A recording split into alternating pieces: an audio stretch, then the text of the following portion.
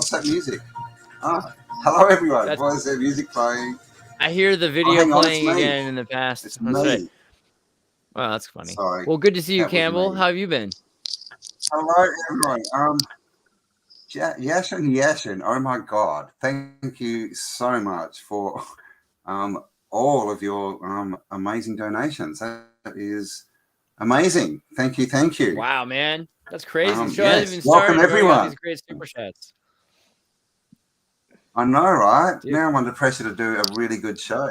So there you go, guys. You better share this around. It's going to be a good one.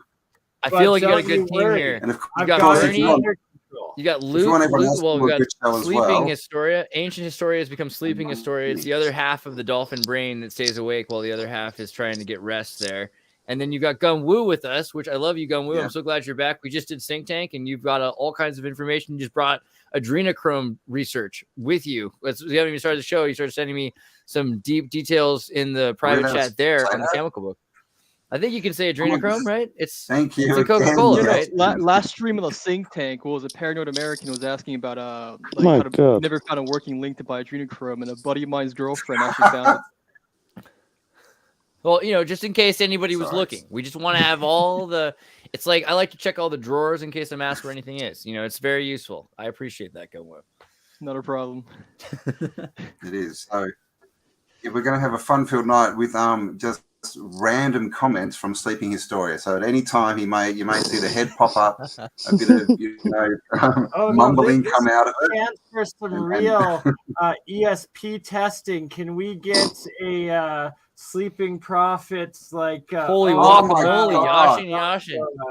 All right, who has to start taking off clothes? This is crazy. Take some gas money, man. I love you. This episode. Can I also have some money? Yes, let's dedicate this episode to Yashin. And I hope I'm saying that in the right way. I assume it looks like it's that would be the worst. Is it Joshin? Yashin. So much. Well, someone's donated over $200 before the show has even started or gotten into the topic. So much money? Must be pumped. And thank you for paying so for the services and making this happen. And if you'd like to help us purchase an island, that's something we can do. Particularly islands with geothermal energy that we can put a pyramid on would be nice, right? Oh yeah. Yes. Or one with a pyramid already on it. That'd be a good start. So we're supposed to talk about Geoglyphology.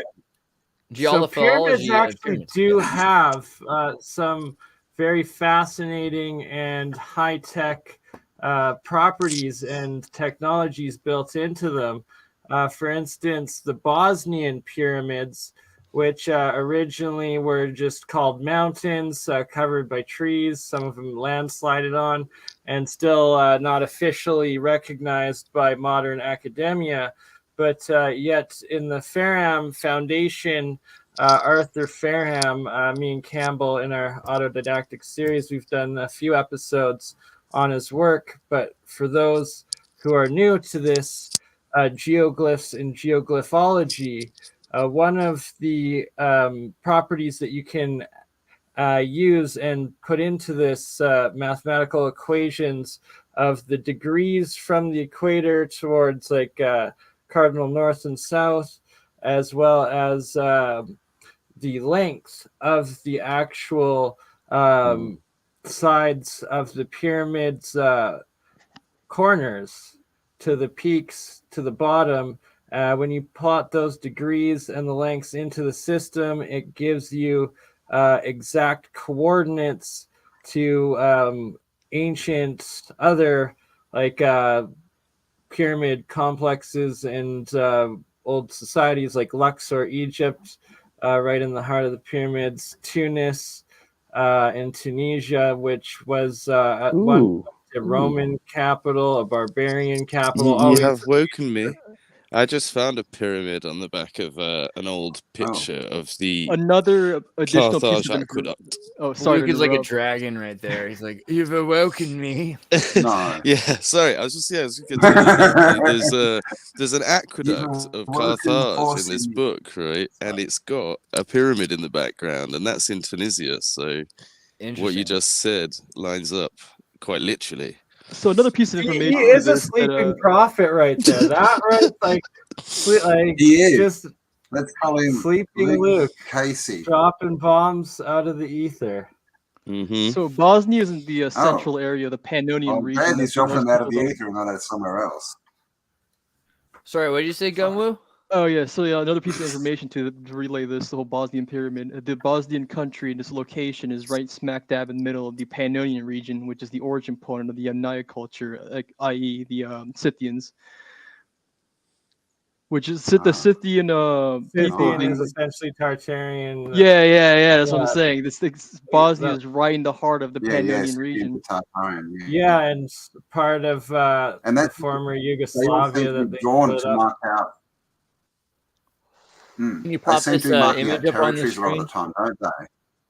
Sorry, quickly, I'll just before I switch over, Zertis, I just so that was the 3 side lengths plotted out to those, and then when you add the 4 corners of the pyramid and how they're facing in regards to the cardinal points, it gives you another 4 precise locations of one being the southern border of Russia with like Turkey or the Persian Empire and Iran there, and the Middle East, and that's still the border today, and that the other side is the Bay of Nazarenes there in, I believe, Portugal, and Gotland Island right in the Baltic Sea and tip of British Isles, tip of Northern Ireland's there.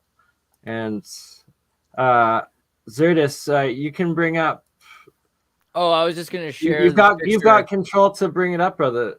Let me see if I can find the link I had a second ago. It's not important really, but just talking about the Croatians and the Bosnian pyramids, the women tattoos. I know Ryan Stone was talking recently. A lot of people go, "Oh, my wife has tattoos" or something like that, and this has cultural implications. But originally, it was very common to tattoo yourself to ward off Turks. This was a Catholic tradition that became very common, and it's interesting if you look into the Bosnian. Looking at Croatian the geometry. Look at the geometry, and you'd be like, okay. No, it looks like the same code to the sick count, like the mapping system, essentially. It's somewhat reminiscent of those death masks as well. Those weird this looks exactly the same drum patterns. Right, and you can find women that still have this. This is not as uncommon as you think, and modern women are doing this more historically as a way to remember. Right, she's full gangster, man. Bushka and the shaman. Right. So it's an interesting. I think it's an interesting aspect to the culture I was bringing up. But also, if you look at the Bosnian pyramids, like someone has gone and recently started to excavate and find all these paths, and so many people have been naysayers to it and saying this shouldn't be a cultural heritage site. And that's a great thing because the UNESCO goes in and they completely change everything, and they have an idea about what historical things are supposed to look like. Exactly. Very true, Andreas. The fact that the government rejected it has allowed Sam Manovich, I believe his name is, the director and our head, and it's Dr. Sam. He actually got his doctorate in archaeology and like in pyramids like of Egypt and Mexico, and then like discovered the ones in back hometown of Bosnia there, Herzegovina. And then, like, over the years, first they took some of the top layers off and got those layers of geopolymer slabs, building up the step pyramid layered sides of it. Then they started excavating further, finding the entrances to the different tunnels and chambers within it. And then they used that LiDAR on the pyramids at one point there, which was pretty groundbreaking. I believe Klaus Donna was the one that had brought that in. When they first connected, and then they found that there's both moving spring like creeks and flows of current water at certain layers of it, isolated pools of crystal clear chambers of spring water that have been sealed for like tens of thousands or 10,000 years, apparently, that they dated, that all of the tunnels were filled with just this fine, straight pebble material, blocking it all in, that you could see that they filled it in with gravel, as opposed to the walls, the floors, the roofs, and everything else in the water chambers and the current creek and water flow that still goes through it. That they covered it up at the same time period that Göbekli Tepe in Turkey, which is actually extremely close to Bosnia-Herzegovina here. And the site was also covered up and buried with their pyramids, and that anyone can go on to Netflix and definitely recommend that. Graham Hancock's new series and the full episode on Göbekli Tepe and the tepes in Turkey there. What were you, Gomwu? You pulled up this article on the Shemitic Shin and S. What was the reason for that? Sorry, what? I didn't. Did you? I thought. Did you not? I saw this private. It said you sent wiki to the letter S, and then it says Ami. Oh no! It's like I linked it to Sammy Drum, but I guess the link cut off. Oh, okay. It wasn't supposed to be the S. It was the Sammy Drum. I was talking about how the patterns of the Croatian tattoos look interesting, almost identical to these. Wow. So what are the Shami drums? So are those tattoos? Are they like? Slavic?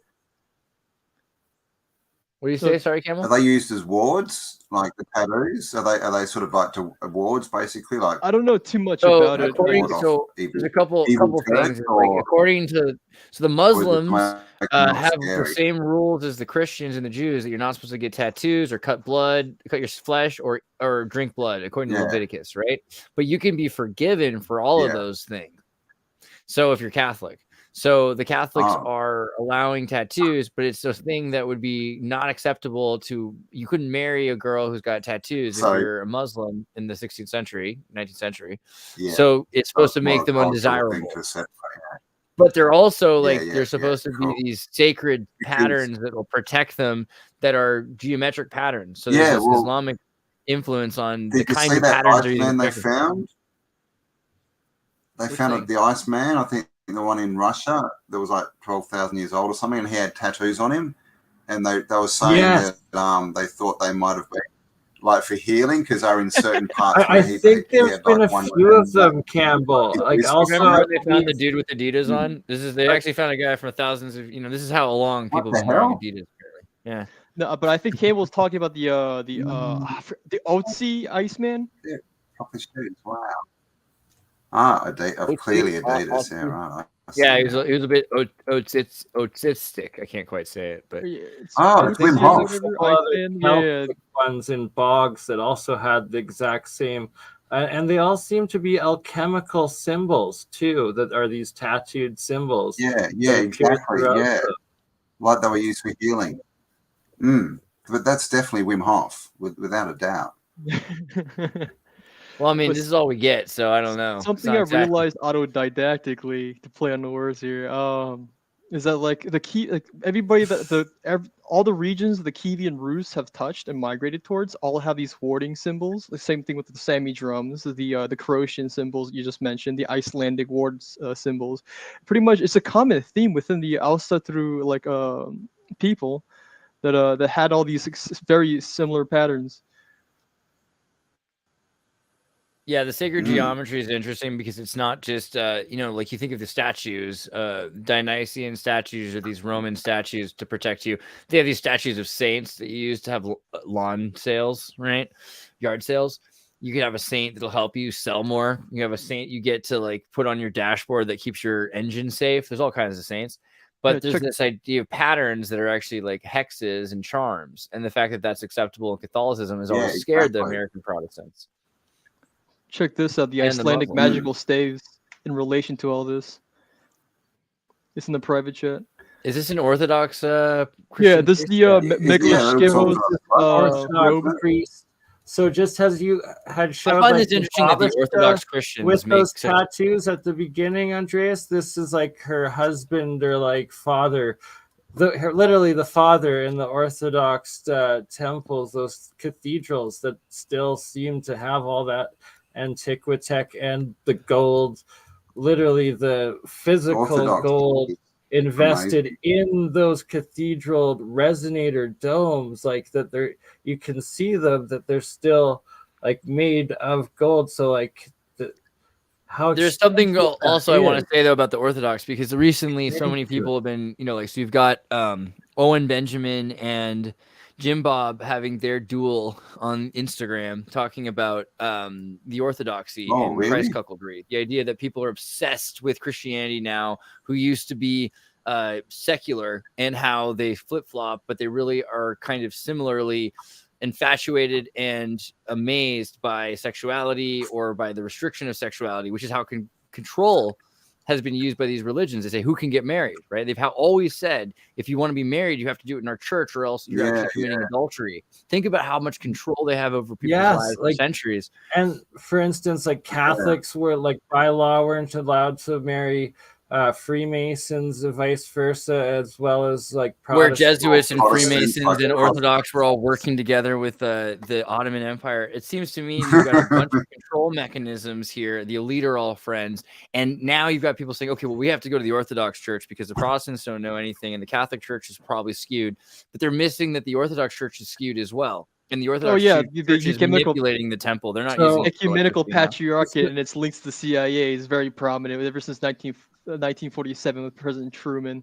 I can pull those links up if you want. Oh, go on. Yeah, that sounds cool. Please take over. I just wanted to point out this last aspect, that the woman that you showed at the very beginning, Andreas, Babushka, with those full tattoos, commitment, that like this is the father in the church with her, and that on the other side of society you have like the Russian mafia that has like the craziest gang tattoos in the world. And that, the like, I won't even tattoos but like Yakuza though have similarly insane tattoos.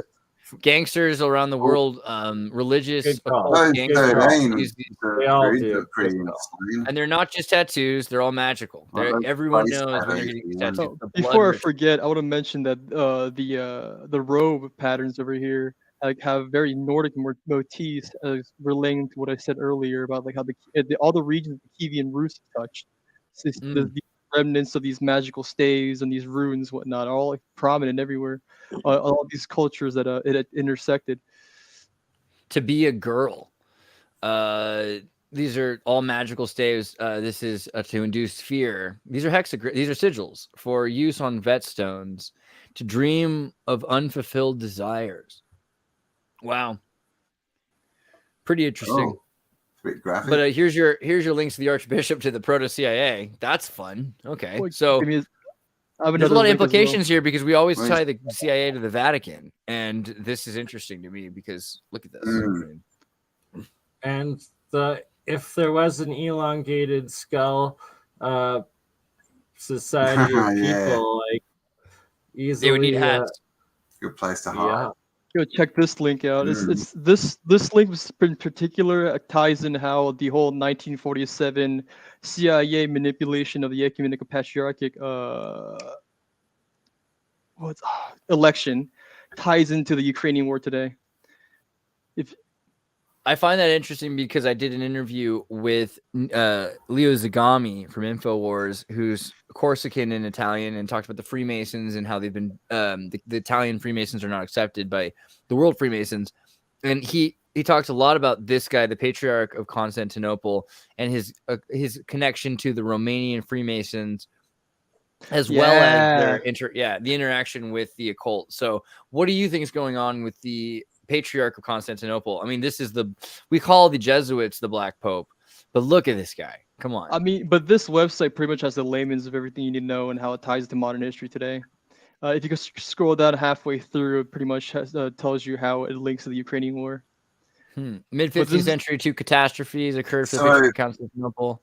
Fall of Constantinople, the Kievan Metropolia, And then, okay, so this is why the Ukraine was under Constantinople. Fanar showed essentially zero interest in its internal spiritual affairs, becoming involved only in the political, financial, convenient. Okay, so this is the conquering of the Ukrainian Empire, right? Mm-hmm. Well, under the Tartar peoples at that time, I believe. Which is cool because if you watch that show, Servant of the People, the Tartars are actually the Tartarians are a major character in the Servant of the People show. We're going through that again right now. Yeah, history's repeating, right?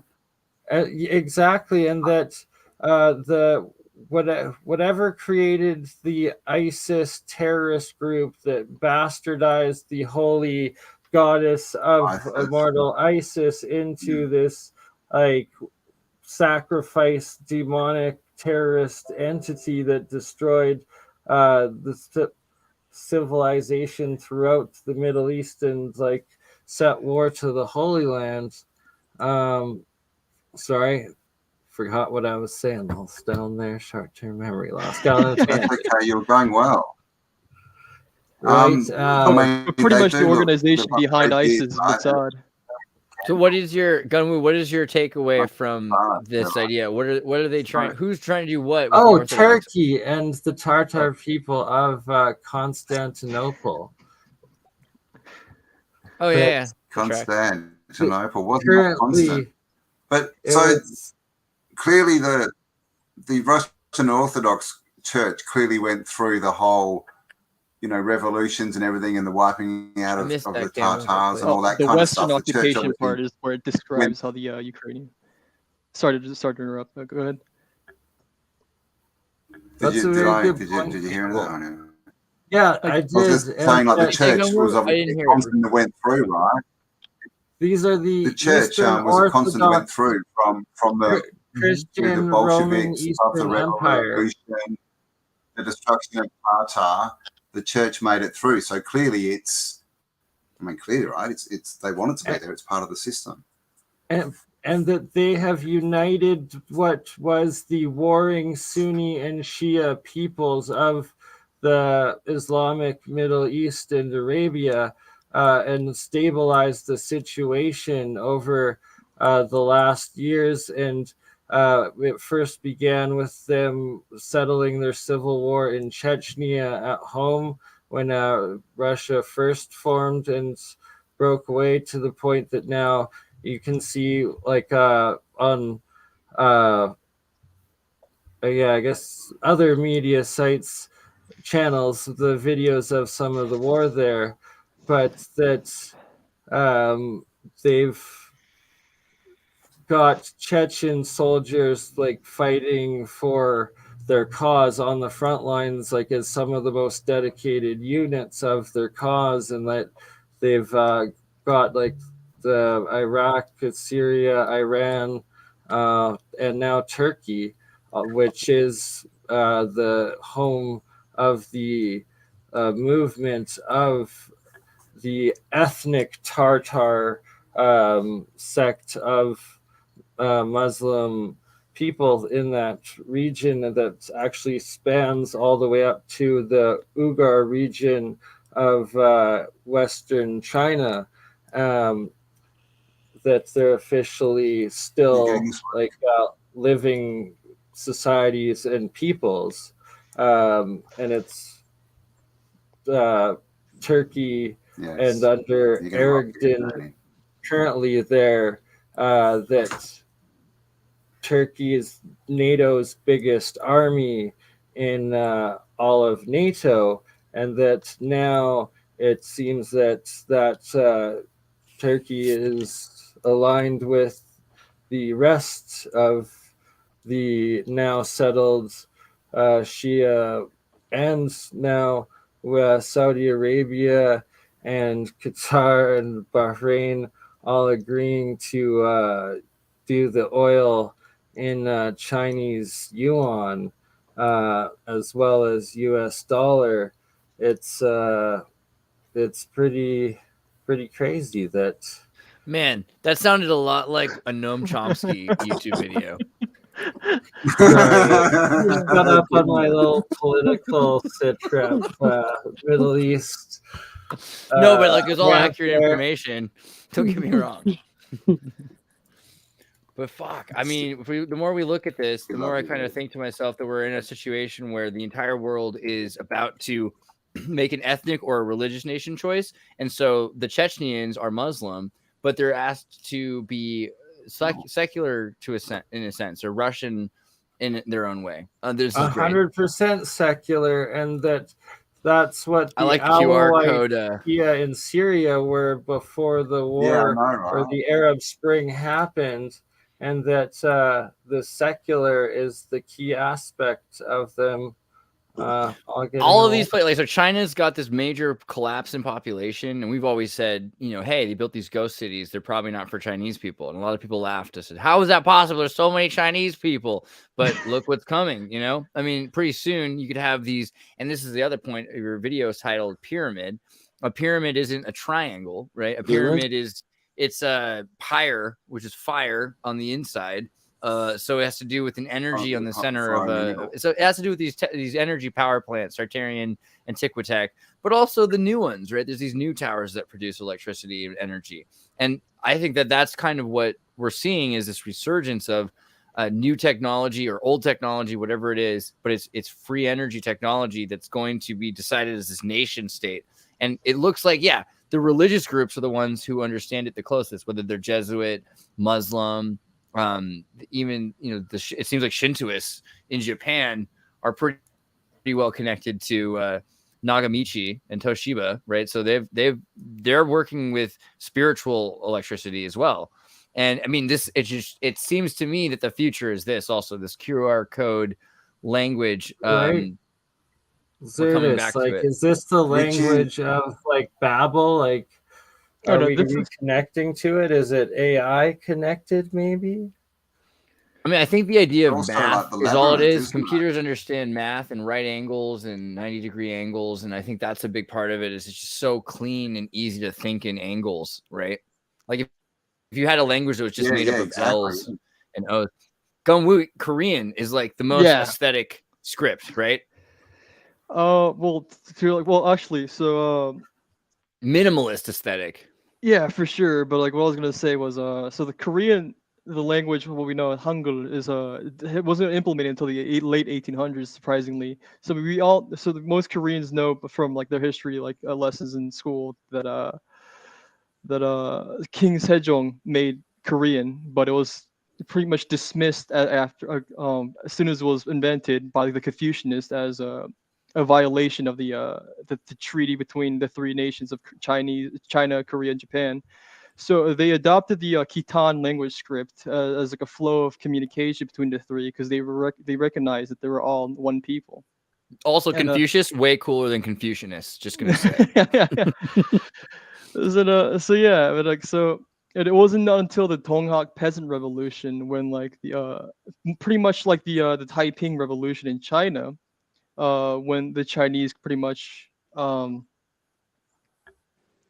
their own national identity or try to. God, I forgot where I was going with this. The language script, Hangul language, and Hold on. I'm much better at. Come back to me. Actually, I'm much better at writing my thoughts down and just and speaking about this improv. But it is a newer script, and the script is really interesting because you'll notice it has a lot of right angles, straight lines, and ones and zeros essentially that make up Korean. It's not the only thing going on with it, but it is pretty clear. One of the easiest languages, I think, to learn to read the script of because of this, because the symbols are so different from each other and similar enough as well. It depends on the person, but there's another layer to this about the whole like ties into Cufic and whatnot and the Arabic connection, how the Manchu script is a Semitic script and all that other stuff. But I'm currently rereading what I wrote down the general research tab of the Discord. God. Yeah, and feel free also if you ever want to screen share to pull anything up. Totally cool. Yeah, looking through general research on the Tartaria Discord is definitely worth people's time. Go to tartarianova.com and click on when it loads. I promise you. Yeah, Discord entry right here on the top right here. You click on the Discord, and then you can join the community. And in the community, there's a lot of links to a lot of things going on. What's interesting after talking to David Ewing Jr.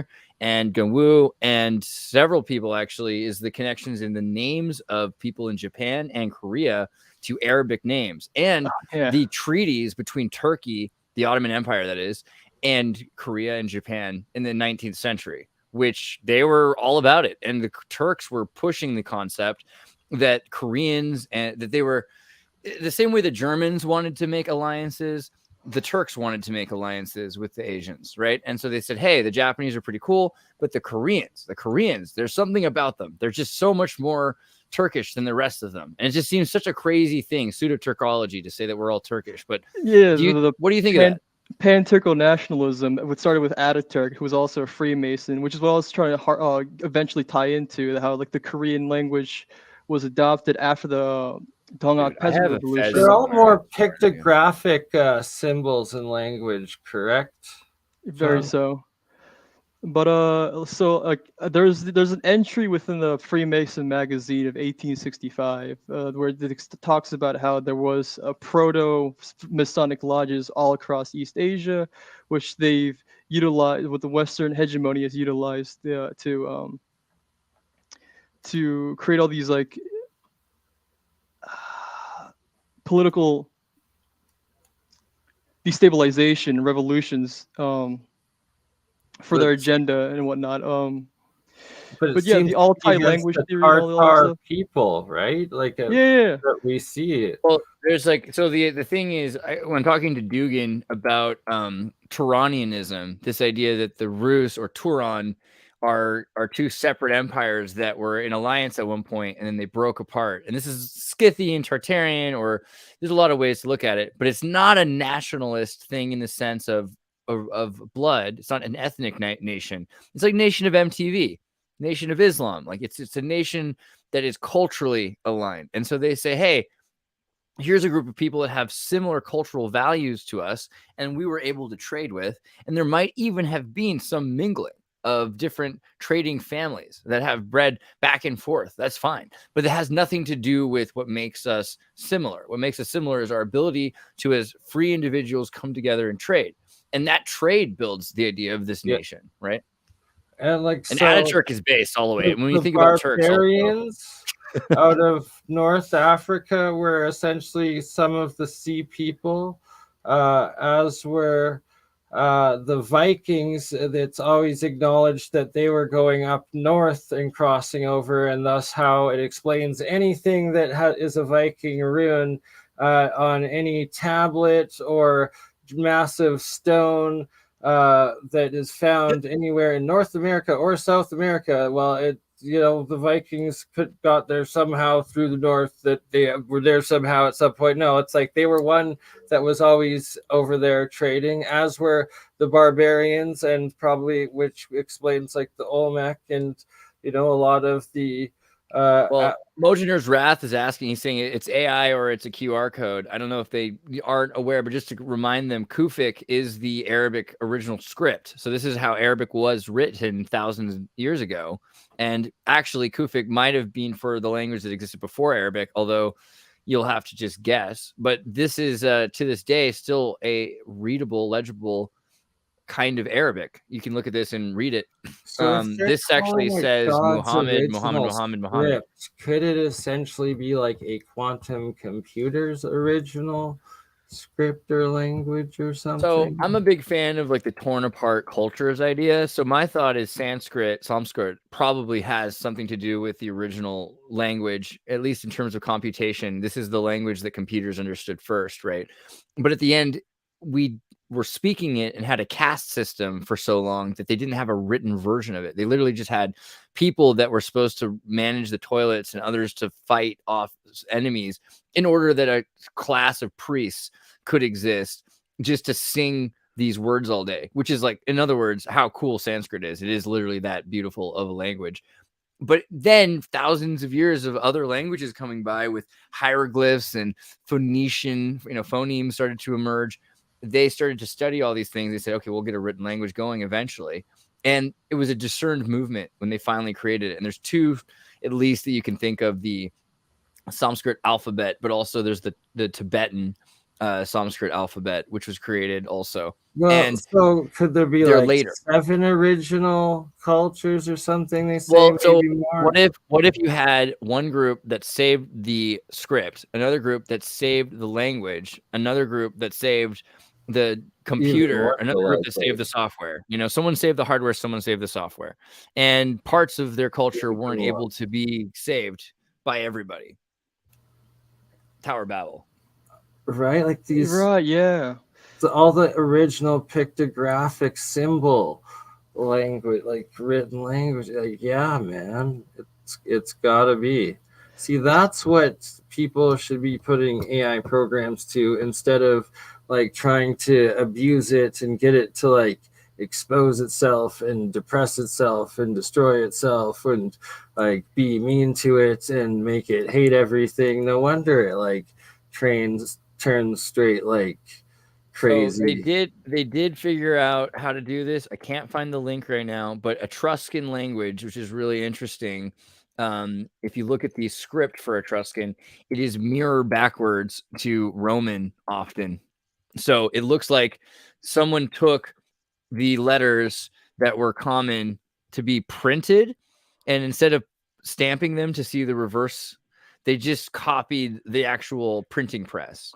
And so we all are speaking a language that is basically backwards, and it's bastardized so many directions. But from the original Latin, it's Latin and Roman script is bastardized from Etruscan. Yeah, I've also noticed that Latin is also an adaptation of the Indo-European languages, which is how we got Deus and Deus and Deus and whatnot.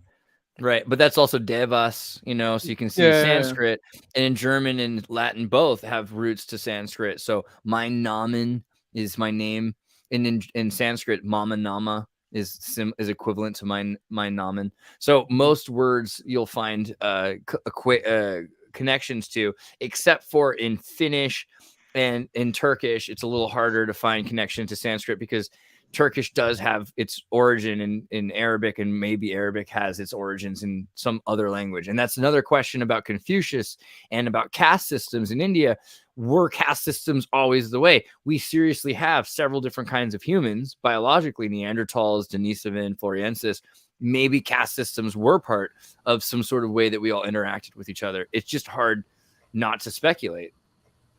But yeah, they fed this to golden age. They speak of the blue demigods. Like maybe those blue demigods still like exist above and rule the heavens and, you know, time immortal. But they all these pictures of the Egyptian Indian blue giants demigods with little are dwarves. reference to blue blood. I mean, you have these magic dwarves that were giving wisdom to these giants, and then they would work together to run normal sized people. That's part of the old stories, right? They've got wizard dwarf, like you've seen Willow, but also just the idea that Etruscan, I was just trying to say, they fed it through RNN networks, and now they can read it, and so they're going to start going through a bunch of old Etruscan. But of course, so much of that stuff's been destroyed, so who knows what we're going to find. The next question is, if you do take the language understood from Etruscan and you start running old books from Italy from the 15th century, will we be able to turn them backwards and find these secret poems that were hidden by people who could speak Etruscan and had hidden their culture? And it seems like that's starting to emerge as well. That's awesome. We got to get a little bit back to pyramids. What do you think about the build? What do you think about the Tower of Babel being a pyramid, though? The idea that the fire on the inside, this is the idea. We're confused. It's not a triangle. So the pyramid is just an energy tower. Not a tetrahedral pyramid. It would be a cyclical pyramid or a spiral pyramid. I'm just saying a pyramid is any edifice with energy inside of it. No, but it's one thing more. It's actually a spiral, the vortex geometry pyramid. But like this is a pyramid, right? That's what I'm getting at. Like the Sears Tower in Chicago is a pyramid. There's energy in it. This is what that word really ends up meaning. It's a ziggurat. I can see that. It's more like a ziggurat, but it is. It's beyond a place of worship. It is literally a power station, right? It's broadcasting, transceiving. So we're surrounded in pyramids. We just don't call them that. Like, I have a personal theory that the Tower of Babel was actually the Library of Alexandria. That's a spiral pyramid, essentially. But because like so the Library of Alexandria is considered a mausoleum, right? And like the root word of mausoleum is the Musa. You know, the people accredit the whole idea that like it's the temple of the muses, which is where the word Musa comes from. But rather, if you look at it from the perspective that Musa is actually Moses, it becomes a temple of Moses.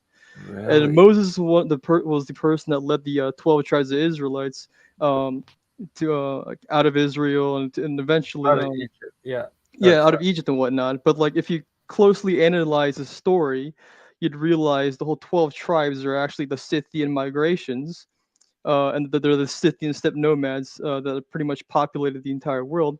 And according to Exodus, they wanted the desert in circles for 40 years. But rather, if you analyze all the contextual lore of all these cultures within Asia, they touch on that they have their own 12 tribes lore, to the extent where it almost seems like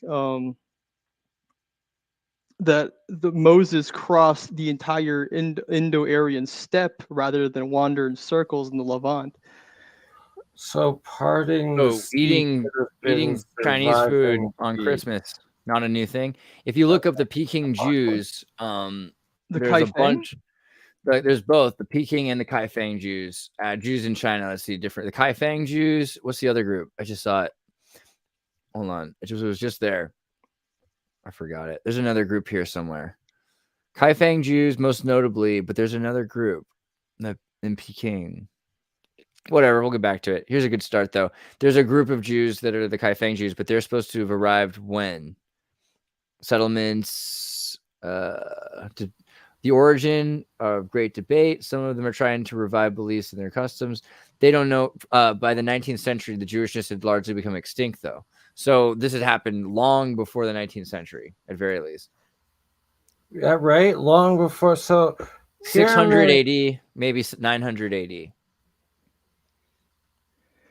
Yeah, so man, it's 2 a.m. here, so my brain's kind of scattered, so I have the hard time trying to convey what I'm trying to convey my thoughts. Oh, it's interesting though.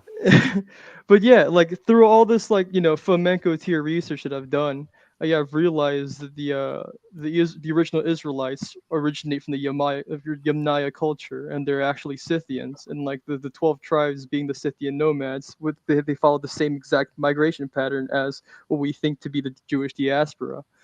So yeah, like how I mentioned, how like instead of like how the Exodus story goes, how they wandered in circles in the Levant in 40 years, but rather it seems from contextual historical lore from all these regions in Asia, the evidence points towards the fact that they crossed the entire Indo-Aryan steppe into the Americas, reaching Alaska, which is corroborated by the Mormon lore and whatnot. And also, I have another thing. I mentioned this previously in a previous stream about this guy named Gallus Fletcher did a paper on this. On the 10 lost tribes. Then you mentioned the Tartars and like how it was a 16th century theory that was commonly accepted by Judeo-centrists of that era, that the Scythians were the actual original Israelites, which is what prompted the European expeditions to the Americas to look for these lost tribes of Israel, because they were under the impression that the Native Americans were paganized Israelites. Where shout out to Old World Florida, Dr. Luongo's 5-hour mega stream, Greek to ancient American Cherokee cross continental video documentary, and if you haven't seen it, it was just an epic nonstop 5 hours of straight testimonial clips of all sorts of different Cherokee descendants, still native Cherokee that have done research into their own Scottish as well as Jewish as well as Greek, and the older back it went, it was more Greek heritage and actually genetics, and that the genomes even connected the Greeks to the Cherokee in one of the haplogroups or something. Have you seen the Croatoan connection to the Welsh? And there's Welsh words even in Croatoan as well, and there's genetic links between the Welsh, and there's Welsh all along Argentina's east coast in Santa Cruz. Also, Sequoia. Gunwoo, you know about this, right? Sequoia was the Cherokee who wrote and created the 19th century script for the Cherokee language, which is based on Glagolitic and has a lot. I mean, it has some influences from the Roman script as well, but it's got a lot of yeah. You can also decode the Egyptian hieroglyphs with the Welsh language. There he is. I knew if I said Welsh, I could get him back. It's always about the Welsh. And you found that amazing map in the pyramids. The Welsh are really interesting because their symbol of the red dragon sticks out. I know this is a Martin Leake moment, and we should bring him in just for this conversation. But the red dragon, I mean, I think about this idea of people saying, hey, the devil is that thing that is the red dragon or the snake. But the Bible doesn't say that. There's just this other thing, these titans and demons and whatever. But titans specifically, the idea that something that sleeps for 1,000 years, like in that movie Reign of Fire, and then it wakes up again. I mean, I think that seemed so ridiculous at the time, but now it's like, wait, that's literally what happens. We're at a point where the Titans emerge and they've been subdued for a millennia, and they just emerge every millennia. Speaking more on the Native Americans, there's a recent video that I found that oh yeah, Andreas, check your DMs on Facebook. It's like I sent you a screenshot of relevant information. Oh, cool. But so speaking more on the Native Americans, there was a Hopi Indian representative that was sent out to find the origins of his people, because the origins of Hopi Indians were such an enigma for the longest time. But they recently found parallels with Korean culture, and have eventually like coming to the conclusion that they are actually migrated Koreans. And I just sent the video on private chat about that. He words it much better than I can right now because it's 2 a.m. I'm gonna find your links. Here they are. Hold on. Here. So there's this guy here. Politically throw out the political overthrow of the Tartars, generally the formation of mutually protective associations, and then Fletcher Tartar. Sorry, go ahead. Have you guys looked into the Philippines, the slave trade from the Philippines in the 1500s, the USA? No, I'm all about this because the mock battle of Manila has been on my mind for months now. I just can't stop thinking about it. Do you know about the mock battle of Manila?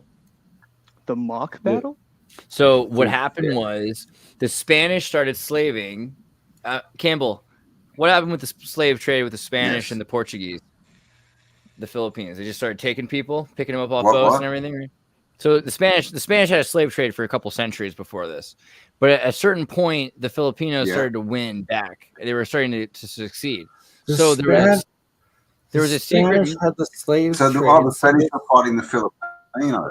And so they started to make deals with the Portuguese, and the Portuguese were taking over. And then the Portuguese were losing the battle by the 19th century. And so then they came to the United States, and they said, look, dudes, we're going to lose this war. And that's super embarrassing because these are brown people, and we have blue eyes. And we can't lose to them. But if you were to come in and take over, we could lose to you because you're Americans. So what we were proposing is this. We're going to have a mock battle. We're going to convince everybody that the Americans are there to help, to defeat us. And when you get in there, we're going to convince everyone out of the city, except for you and us. And then we're going to fill all the guns with blanks. And we're going to pretend to die as you shoot us. And we're going to have a mock battle. And indeed they did. And it took decades to prove this. And the Filipinos recognized it right away. What? When was this documented false flag you're bringing up? 1898. The 1898 mock battle of Manila. Right. And so this is how the United States took over. And the question at the time was, what do we do? Because, you know, you got to think it's a little different. If this is a we the people, by the people, for the people country, then our dictatorship, usually when a dictatorship, like a king takes over, then he takes over, he owns these people. That's easy. But if Americans own it, do the American people own the Filipino people? And that was the question that was literally asked in Congress. And they said, yes, they do. But the way that the American people own the people is different. So it became a banana republic system where these were essentially owned by the state, and the state is manipulated by the representatives, but technically owned by the people. So this was the first point when, well, I guess not really the first point, but this is the expansion of the Manila policy that allowed for Americans to start owning countries and people. Right. That's crazy, Zerdus. Yeah, I love that story. It blows my mind every time I think about it. Was that the fall of the Philippines because they just got all their money siphoned away by America? The Philippines have been done dirty. The Portuguese were doing slave trade there before. Have you seen the Woman King Warrior out yet? Don't forget that also the CIA Woman King. Oh, the Woman King. Yeah. So I know that show exists. I didn't watch the show, but I know it exists. Right. The Woman King. The movie, it's actually pretty epic. I watched it with Amber last night. It's like the King's Woman, the Woman King. There it is. The Woman King, and it's of an African empire. I think at the beginning of the 1800s, that was selling slaves to the Portuguese and the Spanish specific were the Europeans that were buying. That's how I want to dress, like that guy. So it's like just the connection that they always portray the Portuguese and the Spanish buying all the slaves around it. But anywho, it was... Well, the Portuguese were part of the Sephardic slave trade, right? So Sephardic... Barbary slave trade, which is always a touchy subject. So they say the Barbary trade used to actually trade Portuguese. Africans during the Tartarian time? Well, we're just regions, you know what I mean? So we can't just say people because it's like people move all over the place, especially I say all of them during that. Well, you have if you're going to talk about races, you've got the Gaelic people, Portuguese. The Gaelics had Portuguese. The Portuguese had Gaelic people, and then they also had Illyrians along the coast, and then there were Berbers, and the Berbers were picking up people and selling them all along the south coast. And the Berbers were controlled by Sephardic traders who had been in charge of the Cordoba Caliphate. So a lot of people will say, "Oh man, Sephardic trading," and it's that's one thing to say because it's interesting that Larry David, slave master owner. Larry David found out that his grandfather or great-grandfather was a Confederate slave owner. Yeah, and this is very common. You'll find that there actually were a number of Jewish slave owners in the South, and the Barbary slave trade continued on afterwards. It is what it is. History changes. But what's interesting is that the Portuguese... that African former Black Panther activist lady that found out her great-grandfather was also... Yeah, I saw that. She came on the Mayflower, and she's from white people, man. She lost it. Yeah, I mean, that's cool because you should have to pay reparations to yourself. I think that is the snake eating its own tail. So that's pretty cool. I agree. Berbers, though. I think everyone needs to go to the automatic teller, take out money, walk into the bank and deposit it. Yeah, I agree with Campbell. That's like the only solution. But this is how the Portuguese took over the work of the Barbers and the Sephards took the job. Slave owners and slaves, but it's a business. Also, at the time, being a slave was a good thing because you had a retirement plan. Africans were selling themselves to the slave owners. Well, it was a different kind of slavery. Who's throwing money around? But was it when did it switch from the Roman Empire that would have been in control and be fair? Gunwoo just sent this. What is this, Gunwoo? This is the Hopi Indian representative that found out the Hopi Indian origins actually come from Korea. The majority of the videos in English, so you guys can watch it on your own time if you wanted to, or just play it on stream. Wow, that's really cool. You don't have to put on the thing, captions. it's like, just turn on the sound.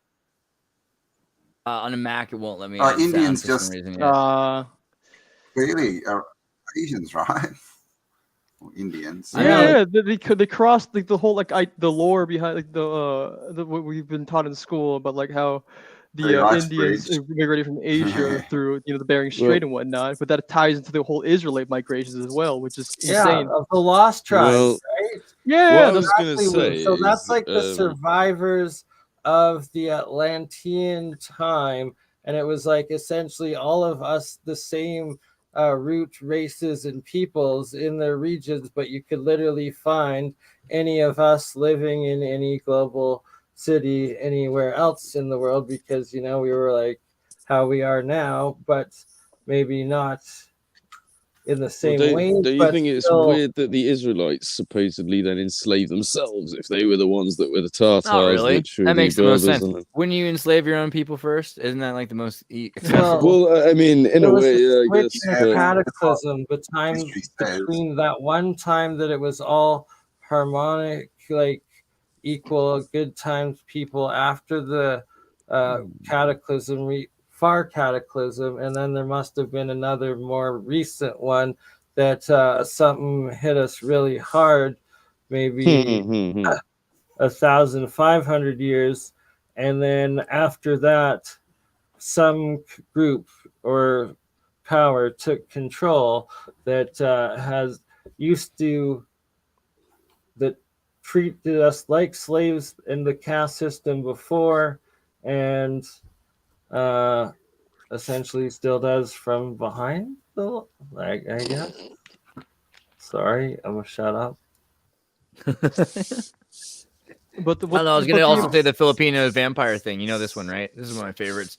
So after the Battle of Manila, the United States continues to own these people for decades until World War II, where they just used Filipinos as human body shields, and they use the islands for the South Pacific fleets and experimenting with nukes, and it just gets worse and worse.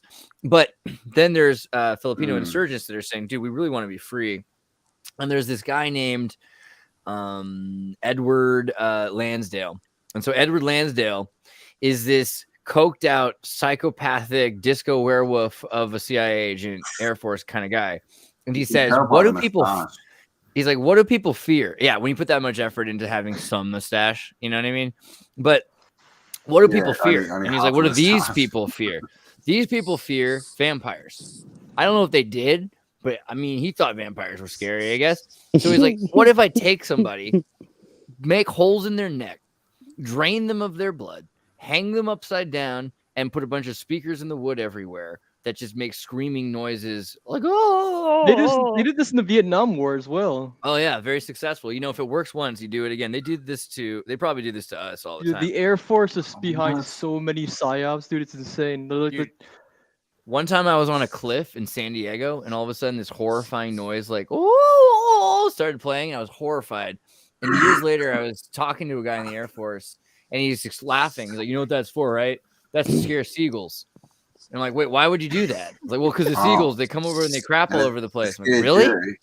Oh, you know what? I had a similar thing, right? A few years ago where I was out in the garden and I heard this scream and it sounded horrible. Like, it sounded like, I don't even know, like a monster killing a baby or something. And it's okay. Well, yeah, no, it turns out that it's actually when foxes have sex, they are really fucking loud.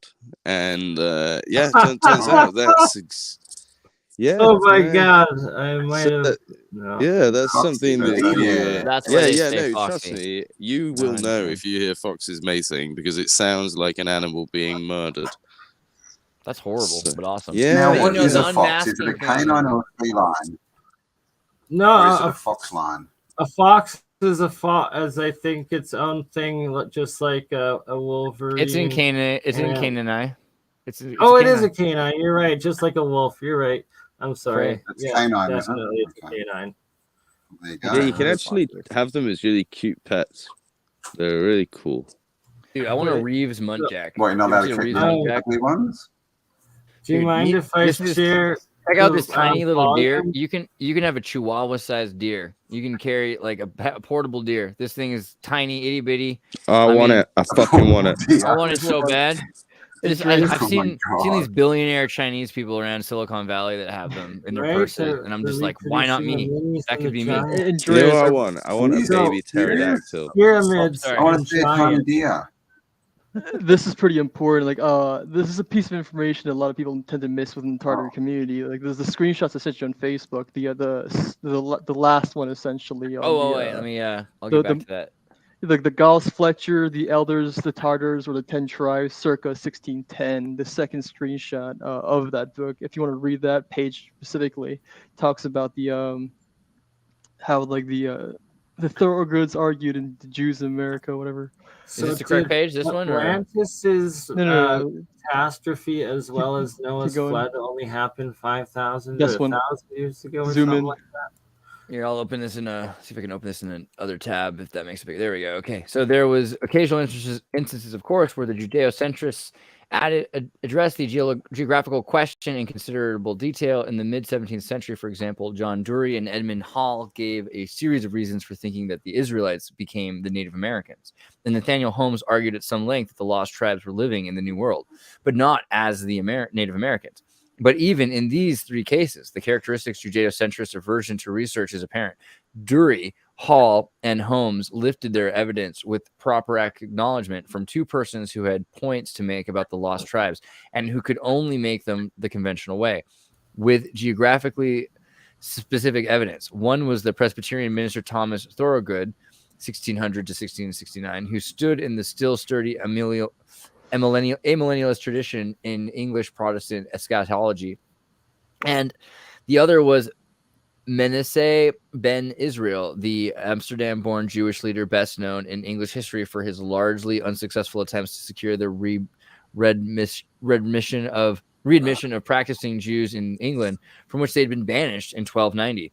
Thorogood argued in Jews in America that Israelites became the Native Americans, Eus, and that they had reached the New World by traversing Tartary and then passing through the land of straits of Anian,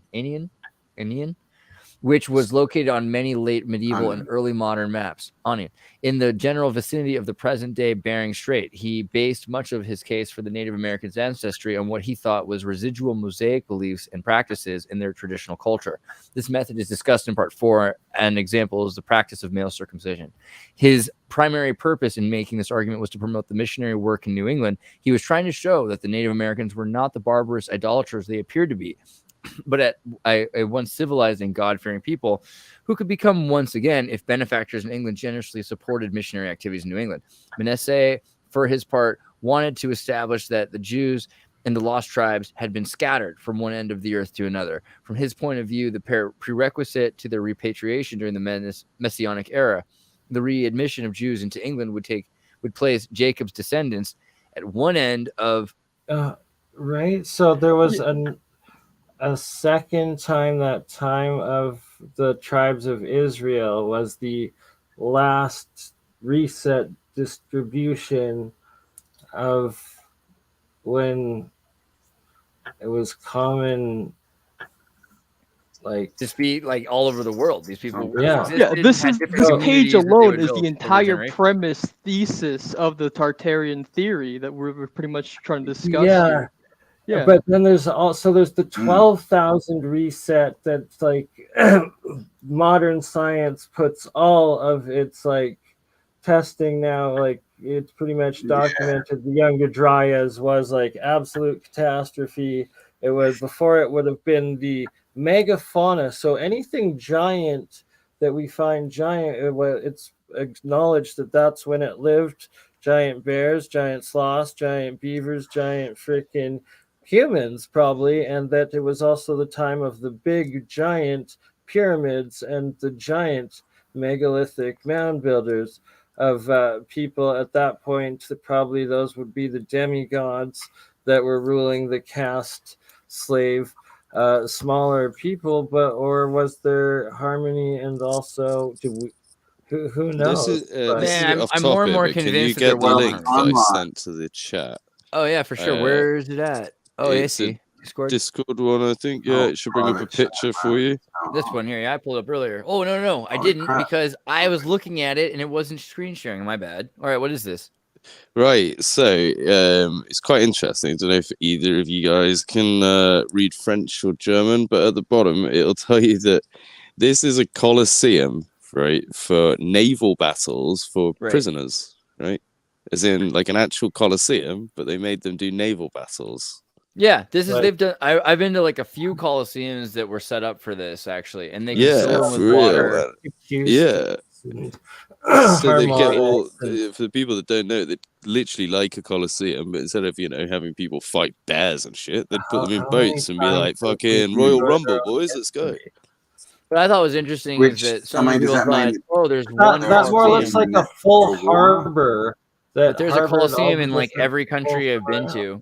I've been pretty much anywhere I've ever been. You go to it raises a question whether it was like a naval training center or something. There's coliseums in Croatia? What? Yeah, that's what I'm saying. There's one in Croatia, there's one in Turkey, there's one in Spain. There's like every country I've been to that was part of. And in that book where that picture comes from, pretty much every city you see, which is like all Greece, Egypt, stuff like that, pretty much every one of them you see a coliseum somewhere.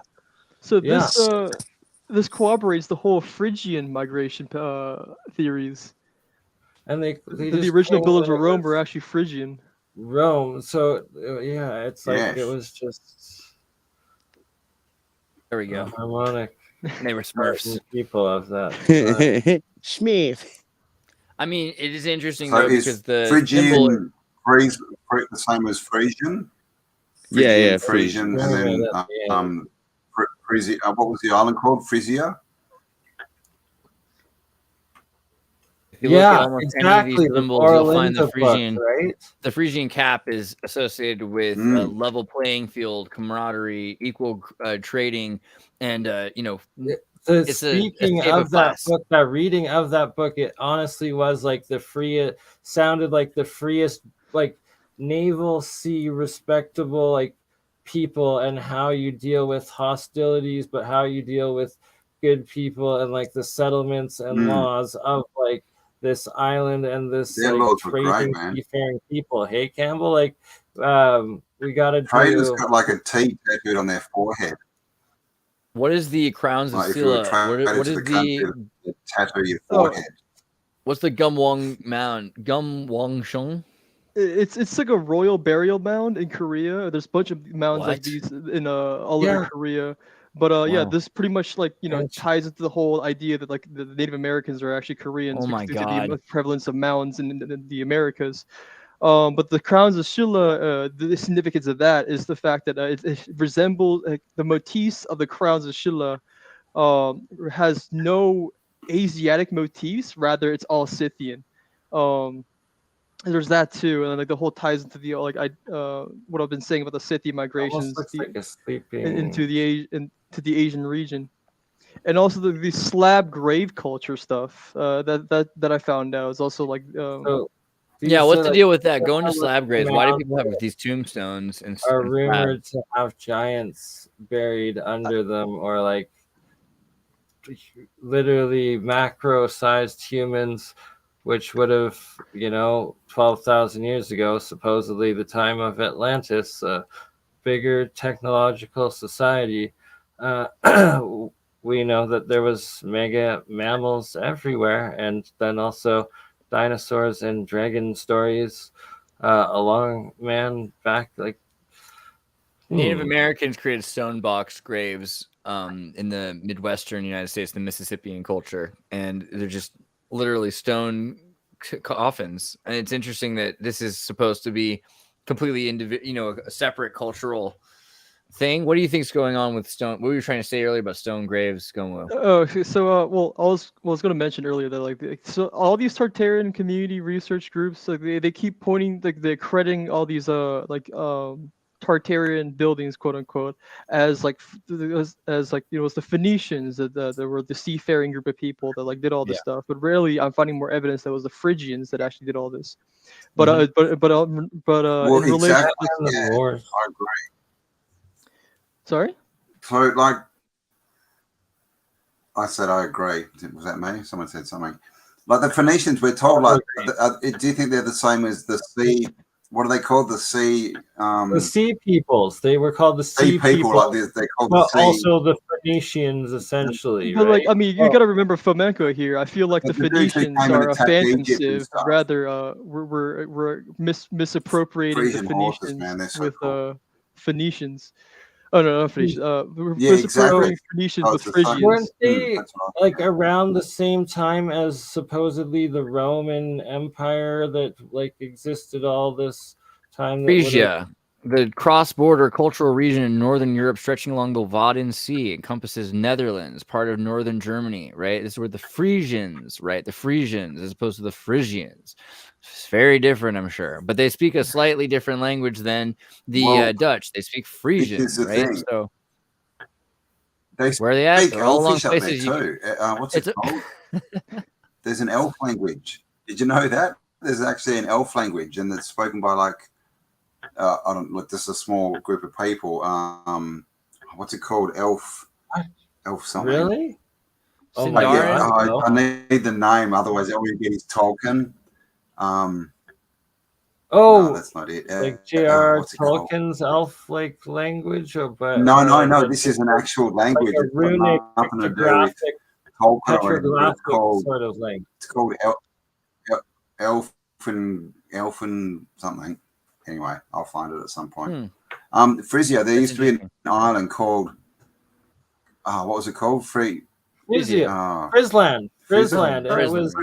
It was below Iceland, closer to like the UK and Ireland and Scotland. Island of Frisland, right? And so this is where the people supposedly went to Wales and they went to northwest Netherlands. Yeah. And it literally exists on all the Mercator and back maps. It's on there, and the Oralinda book, like the readings you've done so far, Campbell, anybody that's interested, read the Oralinda book, and it's literally the translations of like the laws and lives of the island of Frisland. And so what's a slab grave? What does that mean? Not really sure. So this was brought to my attention within my personal group chat So all over Croatia, in my grandparents' mountain area, we have their graves going back like to the 14th century or the 9th century. It's hard to tell. But they all look like this, and they all have these little stencils that someone had scratched in of grain or tools, so that when they go to the afterlife, maybe they have grain or tools. I don't know, but that is you'll find these in these remote parts of the mountain, and instead of a cemetery. But this ties into I'm glad you mentioned that, because this ties into the whole Hungarian-Korean connection. So the Slav grave culture is supposedly something that originated among the upper Manchurian area. But which this was brought to my attention by a friend of mine that actually does Tyrannic research. But then I found out the origin point of the Slav grave culture is the exact region of the Korean Buya kingdom. Wow. Yeah. What? Okay, that's crazy. Like, I don't know too much about that one more time. This is essential piece of information. So imagine this. This is Korea. This is North Korea. This is where Russia starts to meet with Korea. And this is where the Buyo Manchurians were. And so the Manchurians ran all of China until there was a flu. And the flu killed off 19 million people. I forget the number, but it was a lot of people. And after that, the Han took over. And so now the Han Chinese, people are like, oh, China, you mean the Han, where there's 300 ethnicities. There's 300. Yeah, dude.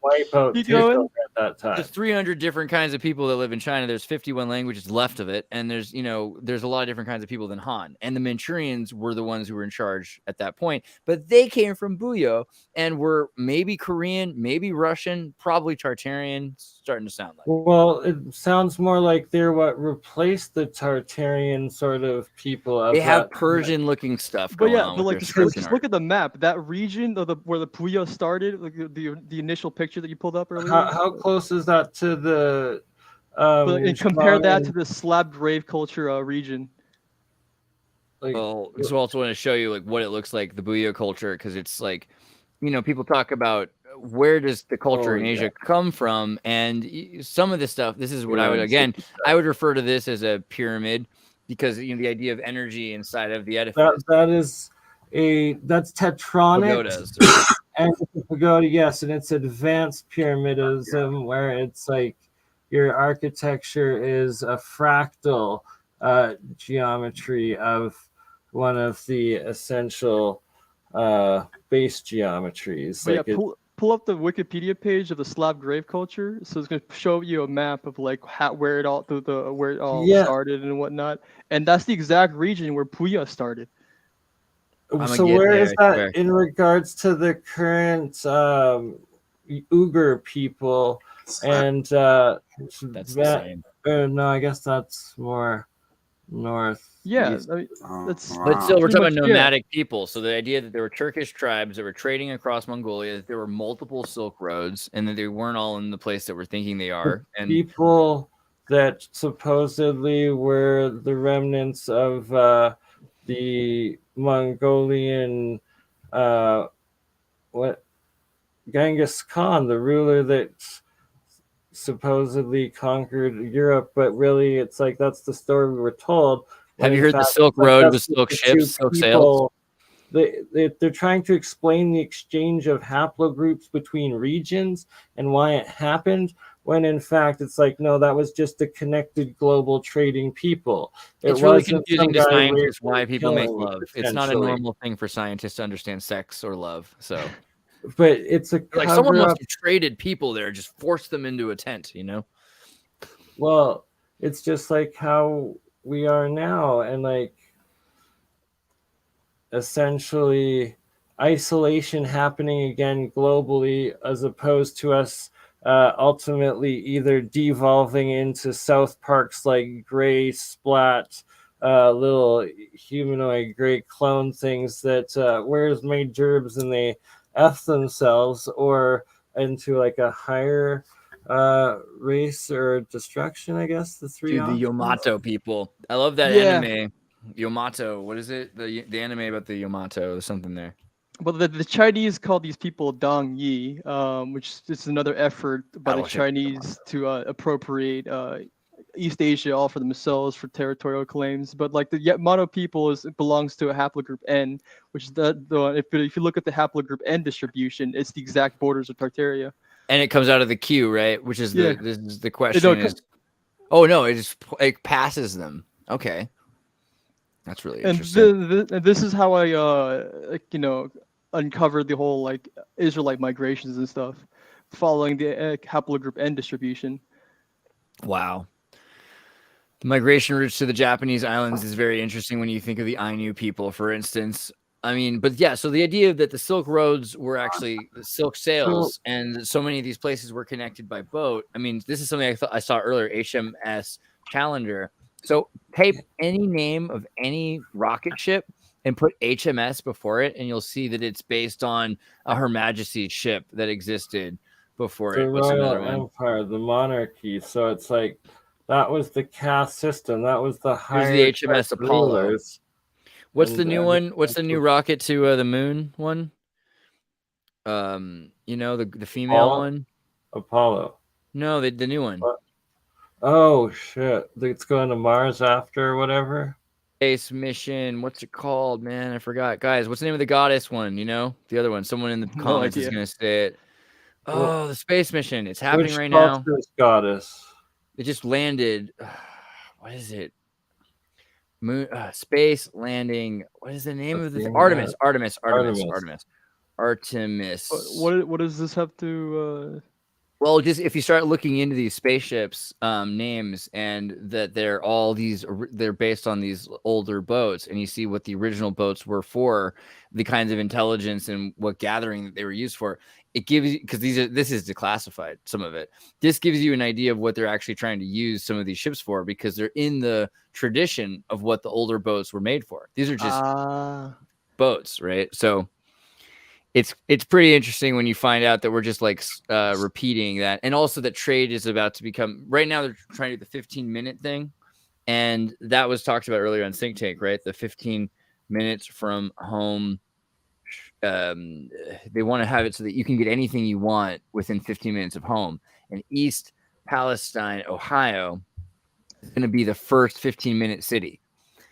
So the place that they had this horrible disaster is going to be where in the future you'll be able to get anything you want within 50 minutes, and you won't have to ever leave that city that just recently had this horrible disaster. So it's just going to be everything's delivered by drone. You're in a quarantined disaster area. Right. Do you remember the movie Judge Dredd or Dredd? Just in the comic series Dredd, everyone lives in these super cities and you can't leave your city and they get locked down, right? You're stuck in the city and that's it. Engage the metaverse, become one with the AI and transhumanism. What's the crown of Sela? This was mentioning like how this corroborates the Scythian link to the Koreans and how like how these crowns and armors that the Scylla kingdom specifically had all have Scythian motifs and nothing about it is Asiatic. Right. Yeah, it's super European, but Turkish. It's Turkish is what it is. Yeah. Yeah, pretty much Turkic or whatever. Geometry and like just wow. Even Korean armor. Oh yeah, hold on. The reason why I pull up the Korean armor link was if you scroll down, it shows like an armor set with a helmet, right? No, just pull out for a second. Just scroll down. No, pull out on the main page of the Wikipedia. They make fun of wearing tinfoil hats, but in fact, so the Scylla plate armor. That click on that one. Steel would create a full electromagnetic Faraday cage, and then pull up the link with the lamellar helmet.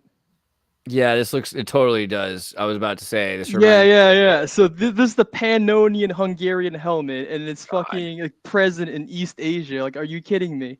Oh my god, yeah. And this is also what the Phrygian and the Austro-Hungarian and the tin hats, the tin exactly. Helmets. That's electrostatic generator. Look at that. As each band of that fabric that creates your electric charge, just like hair, fur.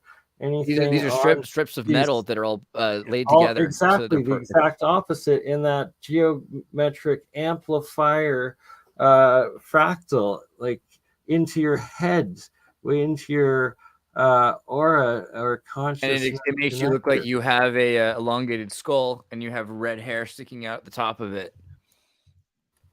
Or your actual hair sticking out. Why would you have red hair if you're Korean? You might, but I mean, you know what I'm saying? Well, but then you have a red-haired giant, so essentially... You have a red-haired horse, you know, so you can make it look like you have red hair. Sorry, speaking of red-headed Asians, one little clip of Terry Carter channel, and it's the dying confessions of this lifetime cave explorer / treasure hunter / pyramid mound excavator legend in Utah and America, and where he talks about, and they show some of the most valid or verified images of giant skeletons in Americas from the mounds, and what this guy believes to be the case. And if you've ever heard of Burroughs Cave, he was a lifelong friend and active disclosure from Burroughs to this guy. And if you control F red hair. And red hair is right, the red-haired green-eyed giants, right? They're not necessarily giants. I don't know about that, but if you just control F on that page and look up red hair, demigods are like the elongated, essentially. Green eyes and red hair. Green eyes and red hair. So the bad guys breed with Homo sapiens, with Neanderthal, with us. That like this is still like the same genetic group that we came out of long time, where the actual giants that would be the actual demigods and buried under things. What are you looking up? I don't know, man. I typed in Korean, and you know what happens if you type in Korean? You get a lot of pop stars. The first thing that the internet knows about Korea. It's not my fault, but I mean, this is interesting that are these bad guys, ancient and semi-nomadic people? No, they're not even considered bad. They're just a group of people that live These guys are part of the whole like Scythian alliance. They're one of the lesser known Scythian tribes within the East Asian area. And they have the same looks as Attila the Hun. They've got red hair and green eyes. Same green looks eyes, as Muhammad. yeah. Green eyes like Muhammad. That's crazy. Okay. So what's up with this? What's up with the redhead internationalists? And it kind of gets into the idea of the 12 tribes, the Jewish tribes, because you've got redhead Jews, but you also have all different kinds of people all around the world. So is this maybe this doesn't have to do with ethnicity so much, or is the 12 tribes of Israel actually referring to the current haplogroup of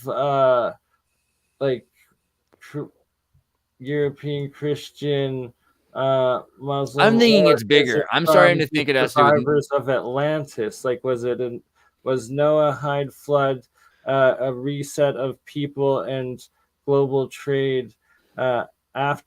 Well, clearly it was, I guess. Well, I believe the haplogroup you're talking about is haplogroup N, which I was mentioning earlier. How like the distribution of haplogroup N literally forms the border of Tartaria, and on top of that, like I pulled another link in the private chat by Stephen Evan Collins on how the what if these are the 12 tribes? You know what I'm saying? Yeah. That's how the Israelite Israelites were actually Tartarian nomads. You also said something about the red sun, and was that just because of the red hair, or no? I said Wu Sun. That was a name. But, Wu Sun, because I was thinking with the red sun and the black sun, and it's interesting because this idea that there's a special power in the red sun, and Superman. Obviously, you think of the Superman, the yellow and the red sun, and the powers of the sun.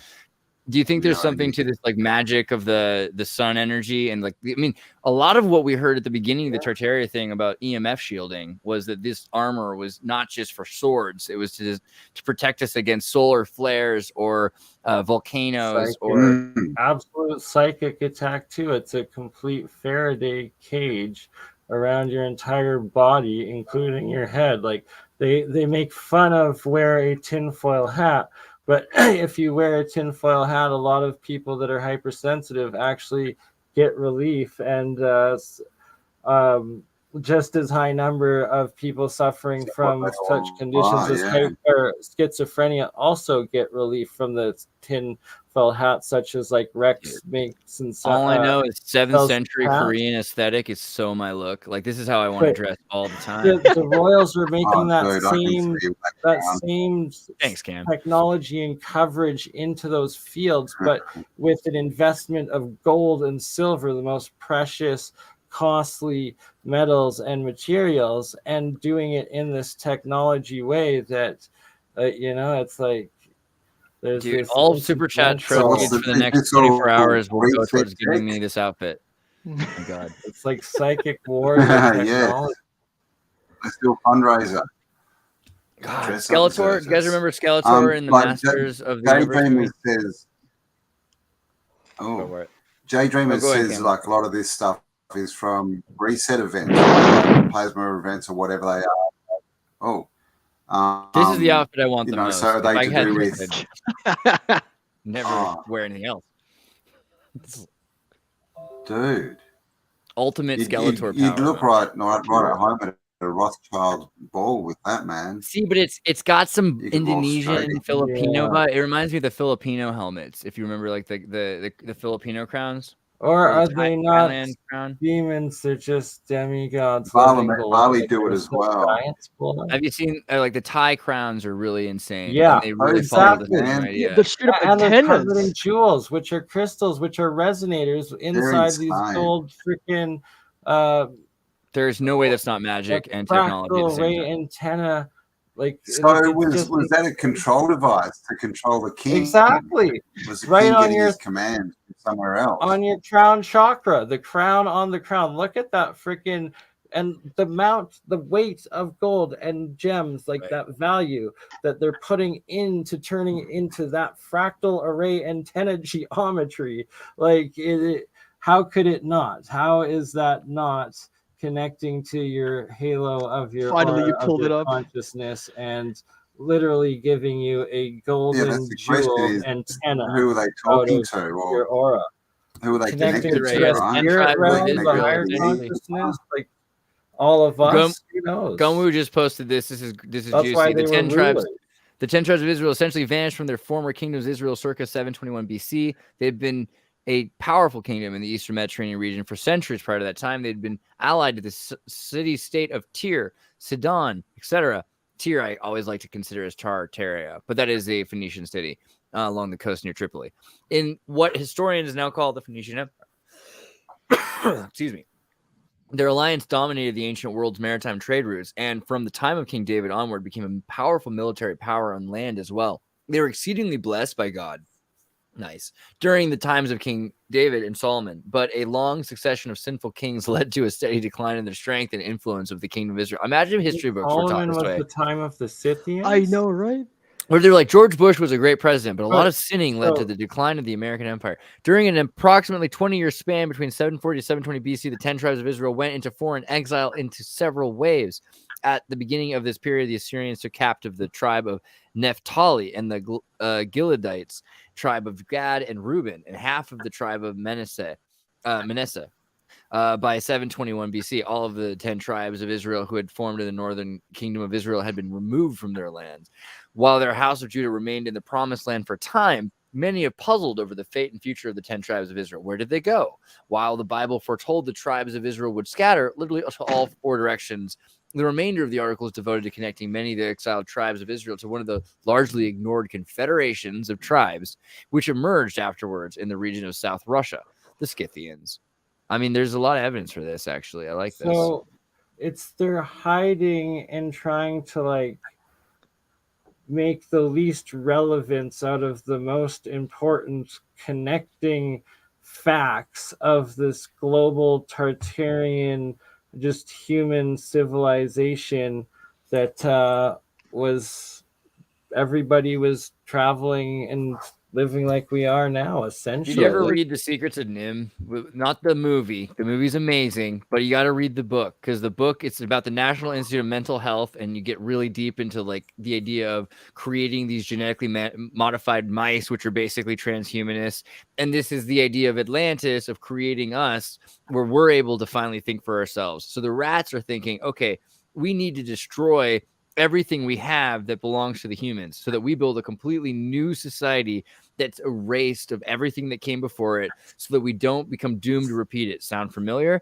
This is the story of Moses and Osarseph, right? Because Moses is according to the Bible, he's basically the Pharaoh's brother. He's raised to become Pharaoh, and then he ends up in charge of this other religion. But that means he spent his whole life not speaking Jewish, not speaking Hebrew.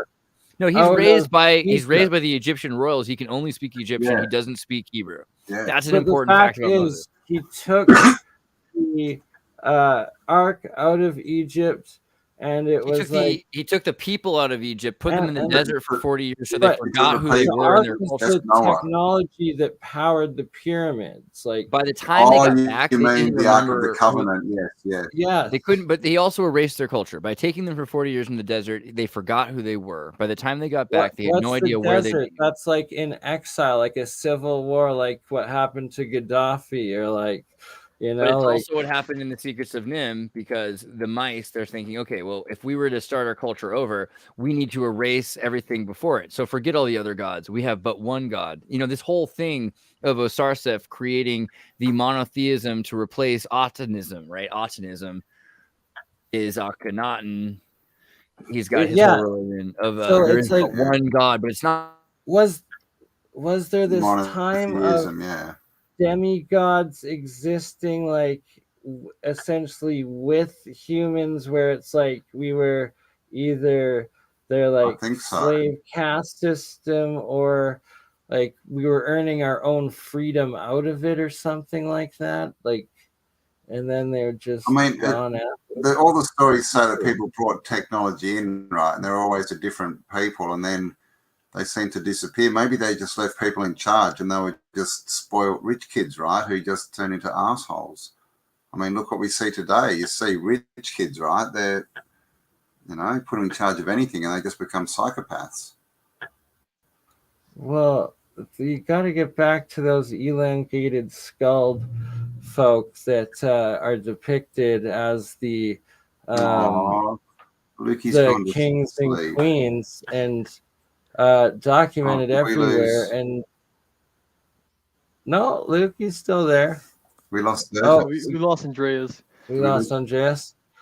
So that's fair. Let me know if you want me to end it on your channel, Zertus. But that the few tests that have come back genetically. That was just rude. I think his computer might have died. But sorry, not computer, his phone. I'm retarded. The connection. Anywho, point being, genetic testing on elongated skulls that are original genetics of them, they come back 50% like Homo sapien human, and then they come back like 50% unknown, and that supposedly these pyramids that are sacred and owned by the government, or you just don't dig under them unless when they find them, they're giants. So there was a reset of giant people on Earth, and then there was a time of our people being all over Earth, like our own civilizations. And there's big resets and there's small resets. There's worldwide resets like the floods and stuff, but then there's other resets that are small and localized where it's not everyone getting reset, but they can be either natural or man-made. So that's the thing. Not all resets are these worldwide things where everything gets destroyed. It could literally be a culture getting changed, and they change the language. It's all orchestrated. Businesses. Yeah. But the point I was trying to make earlier, the reason why I pulled out the whole gave Andreas a link to the Freemason magazine was because that page specifically states that it was the Masonic objective to politically overthrow the Tartars. And like this is what we're seeing today with the Ukrainian war and the Korean war and all this other stuff. Like it's that CIA doc, is it? Yeah. No, it's the hold on, let me bring it back up. Is it Stephen M. Collins? No. It's the Freemason magazine from 1865 that clearly states that it's a small one-sentence sliver that mentions that like it was the political objective, or it was the objective of the Freemasons to politically overthrow the Tartars. And it pretty much says, it kind of says the same story in the Orlinda book that they sort of came in and they were the whisperers, and their plan was just to whisper in the ears of kings and start wars and take over that way and destroy the old sort of civilization. Yeah, although this is a touchy subject, but like my conclusion to all this is like I think this is a Zionist agenda because to discredit all the other. Let's not use those terms on. Yeah. Let's call them lions. Yeah, it's a lioness agenda. But what we all mentioned earlier from this entire stream is that the idea that the Scythian migrations were the lost tribes of Israel, and like if they were trying to solidify their claims in the Levant, they have to discredit all the other migrations of the existing Jerusalems all across the world. Yeah, those had to be divine and by God. Yeah, exactly. So they couldn't have other ones. Yeah. And then Korea specifically, at one point, Pyongyang was called the Jerusalem of the East. Yeah, and then supposedly Moscow has also claims of Jerusalem of the East too. Sorry, so and there's even Jewish ties to America. Exactly, like Dr. Longo has been talking about. Exactly. Shout out to his Greek and Jew. A lot of the Greek was crypto Jew Greeks, and their actual genetics to the Cherokee, both surviving Cherokee population of America, but also the original ancient Cherokee written language, as well as like spoken definition language. Right. how similar it is to ancient Greek. Like it's like so undeniable. It's pretty much the same, yeah. Right. So it's like there was these times of just world trade, travel, breeding, living societies, and that it seems that it was the Aryans, the Tartarians, the Barbarians, but also the Moors. But the Moors are the from the time before. The Moors were the from Lemuria, weren't they? And but then it's like I guess. Well, the Moorish people, that haplogroup would be the ones that could have been part of the Sea People, or would have been part of the Sea People, and that essentially there could have been like a Chinatown in every city, in every port city, just like there's a would have been a port of Africa, a port of people were the Phrygians. Yeah, that's what I'm saying. White dudes with beards. Egypt, a port of Asia, like China, a port of like Turkey, Greece. Like it's like it was. There's China. Yeah, there's Chinatowns everywhere. Yeah, and all the first as civilizations and cities, there's always a Chinatown. But I think that when you look back into it, everything we read about these people who brought technology and stuff, it sounds like after a reset, they're always these big white dudes. They're always with beards, right? So they're the Nordics, the Scandinavian, the Vikings. Well, who we know were seafarers. So that's the Frisians or the Phoenicians, right? Well, not necessarily the Phoenicians, but I think we're misappropriating the Phoenicians with Phrygians. And Sumerian history and Babylonian history. See, this is the thing: is the Phoenicians are supposed to be bad, right? And the Phrygians, well, the God, there's so many words. Frisians seem to be the good ones, right? Phrygian. No, not necessarily. As far as they're the ones. You know what I mean? They're the ones that founded democracy. The Phoenicians are supposed to be the bad guys. Yeah. Yeah, so Phoenicians, I'm assuming, from what I know about flamenco and whatnot, I'm assuming the Phoenicians are a phantom civilization, which is why how it's in their name. Exactly. Phoenicians, You're right. Yeah. And they were also responsible for all of phonetics, which is all of language and spoken language. Exactly. Language. And our snake tongue of English that somehow took over. So how different is it's also similar to Phoenix, to Old English or how different is Old English compared to Latin as compared to modern English is to like French and Spanish, and you also want to include whatever the Nordic runic language was of that time, and it's like they would have been these interacting civilization languages in between those times, and then a catastrophe cut off something or happened, and then there was these repopulations and new localized only for a while, and I guess there's a pattern forming, and that I'm envisioning how you write the equation to check in the human genome interactions to like confirm what the hell I'm saying. Like those flow charts of populations and stuff they do. Yeah. And migration. Then compare it with when, like, how they have Devonians as like these semi-giants. It's like, what is that to the actual elongated skull people and skeletons and genetics?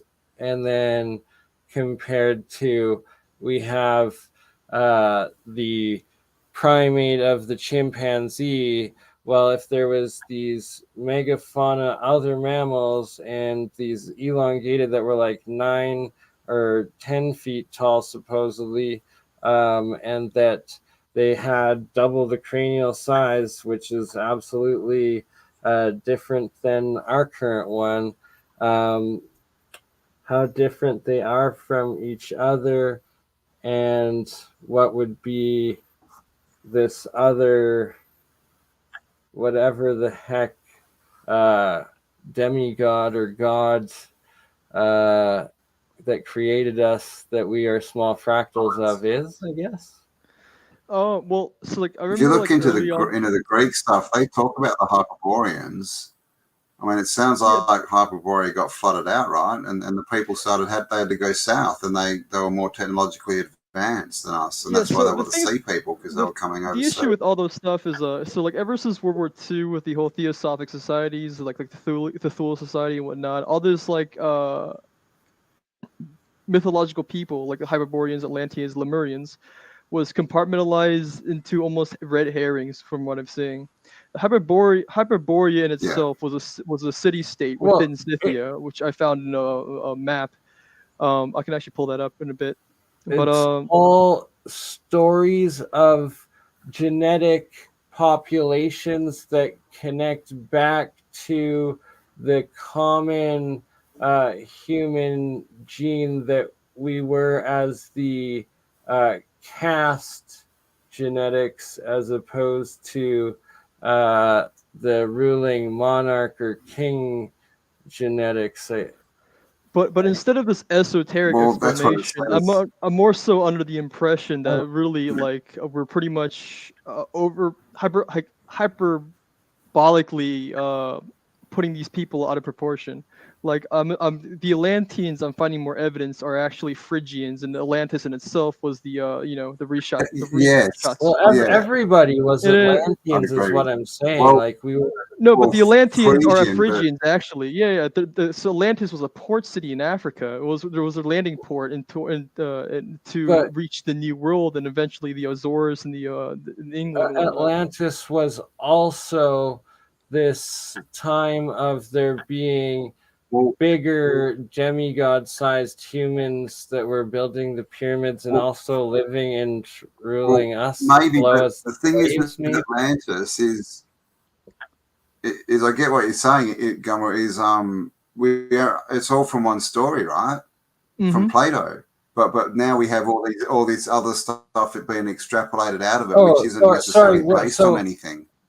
I guess I mean it's like from the genetics of pre-12,000 years ago, mixing in with what they test and call us as Homo sapiens, and that Neanderthals, which is the next closest thing to us, would actually be what any of the elongated skulls or the giants that you dig out underneath the pyramids would be to us. They were bigger than us. Okay, so that would probably be like in how they're classing it, and that then I'm under the assumption that like these giant people that we were reading about and uncovering weren't actually just like this Nephilims or whatever exoteric explanation we give it to. Rather, like normal people were just really tall back then, and then eventually got downsized through degeneration. Like if you see Kazakh people in Kazakhstan, like the rural people are still like still standing at a stature of 8 feet normally. And these are just random normal people, so instead of like giving an esoteric explanation, I'm more so like under the impression that these are just our humanity, or the human species were originally these great powerful species that we just have been degenerated through industrialization and being a docile culture.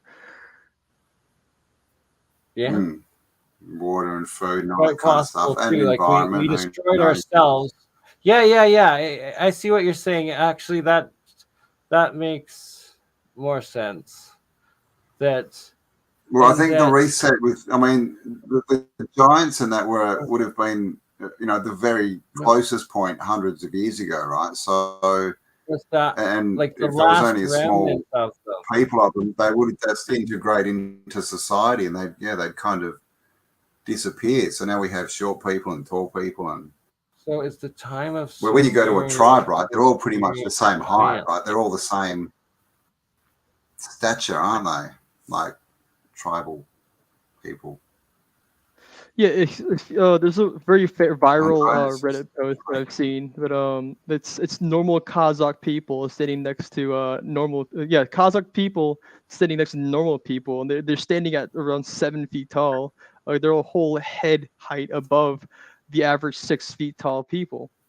So I'm assuming like this whole like idea that so what you're saying, Bernie, like I understand, but I think you're coming from the perspective of I'm spitballing a whole lot of shit. Like I'm just trying to make sense of it. Like I really don't mean to be like none of that is facts. Like I'm just trying to like come up with ideas of connecting the different like stories and timelines and populations of what we're told in a manner that can be like tested and proven in modern genetics, like was explained in Dr. Longo's Old World Florida's Greek crypto Jew. So what they're calling crypto Jew, that like the original tribes of Israel, or no, that's the new modern like genetics, right? Like it's that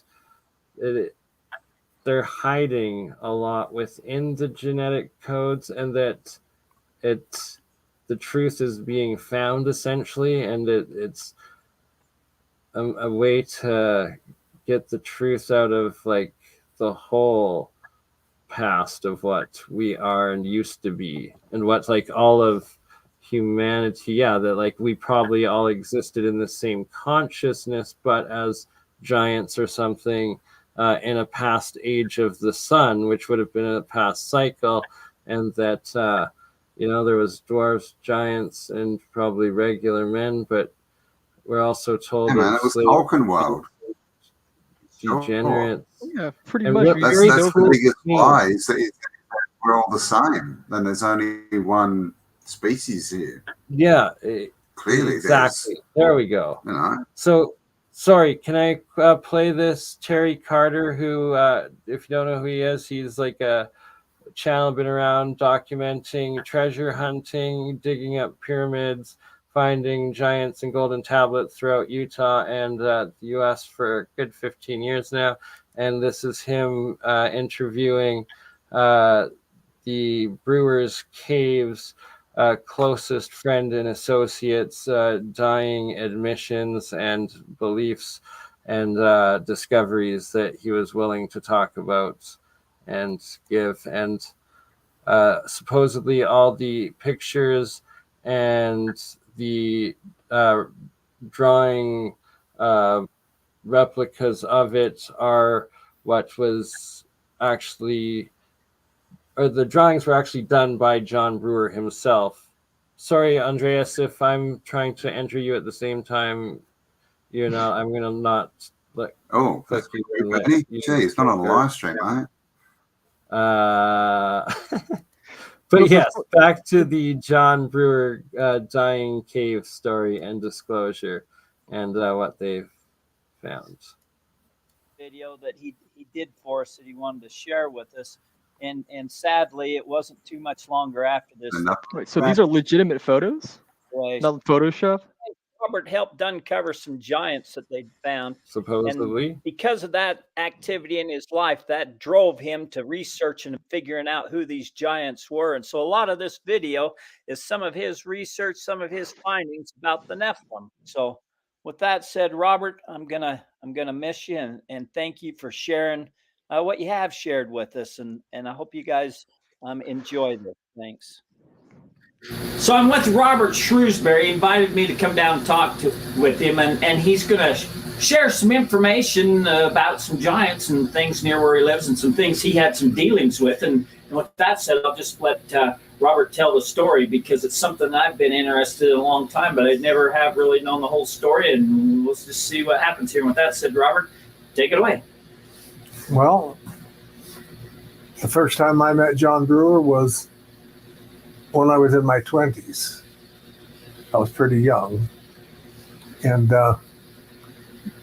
David introduced me to him.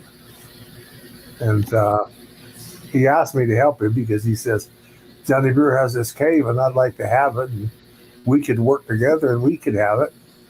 And eventually, you know, he said, you're a good talker. Maybe you can. I said, okay. So we went over there and he was working at the sewer plant. And he always worked graveyard in Moroni, Utah.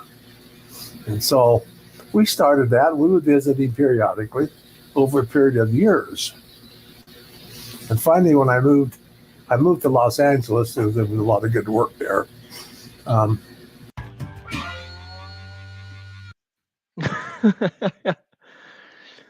But yeah, I pretty much get the premise of what you're trying to explain here. But what really I wanted to harp on is the fact that everything we know about genetic theory is based off of evolutionary theory, which is like all gradualism and this whole idea of a geological timeline and metallurgical timeline.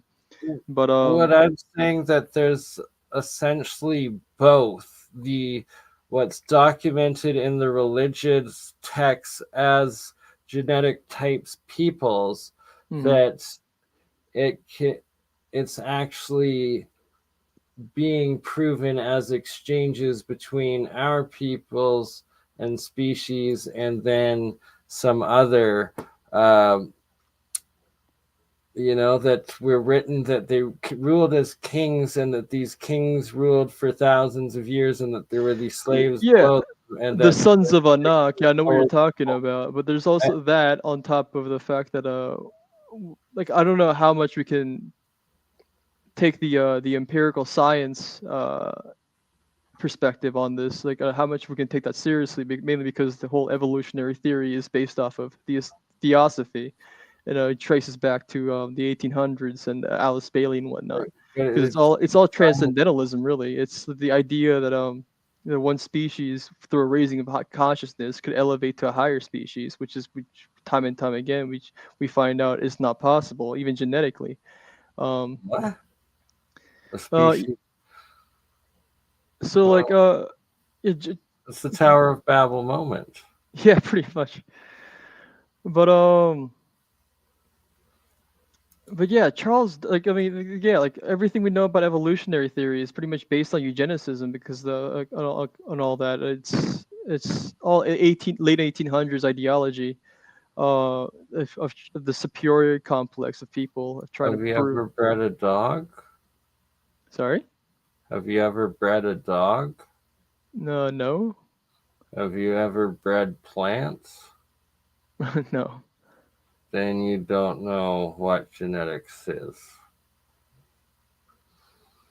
But we know from recent studies, what may be recent, like is the past 20 years, is that like genetic DNA, it doesn't add information, but rather it documents it all. I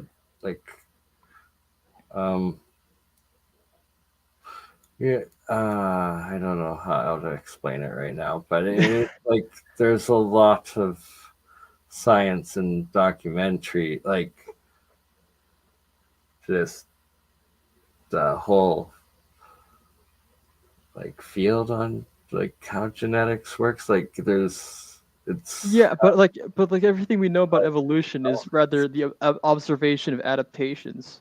So a loss of genetic information to better adapt to a certain environment. Pretty much, DNA tends to drop dead weight information within the RNA to adapt to become more efficient, becoming a more efficient species to survive in their environment. Yeah. So that's not necessarily like becoming a better species or a higher species or more advanced species. Rather than it's in the process of degeneration throughout time, becoming with leading to efficiency, rather than growing an extra limb or something. Wow.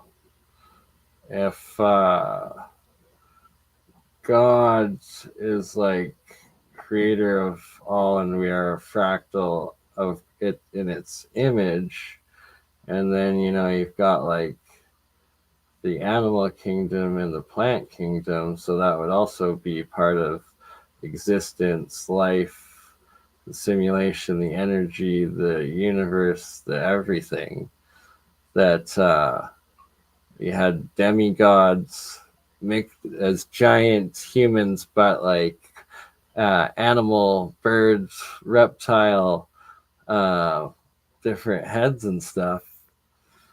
Who knows, right? Like, I feel like I'm aware of like the whole like the Abrahamic perspective and all these esoteric perspective on like giant humans, where they come from, being Nephilim, the whole sons of Anak stuff, the Anunnaki, whatever.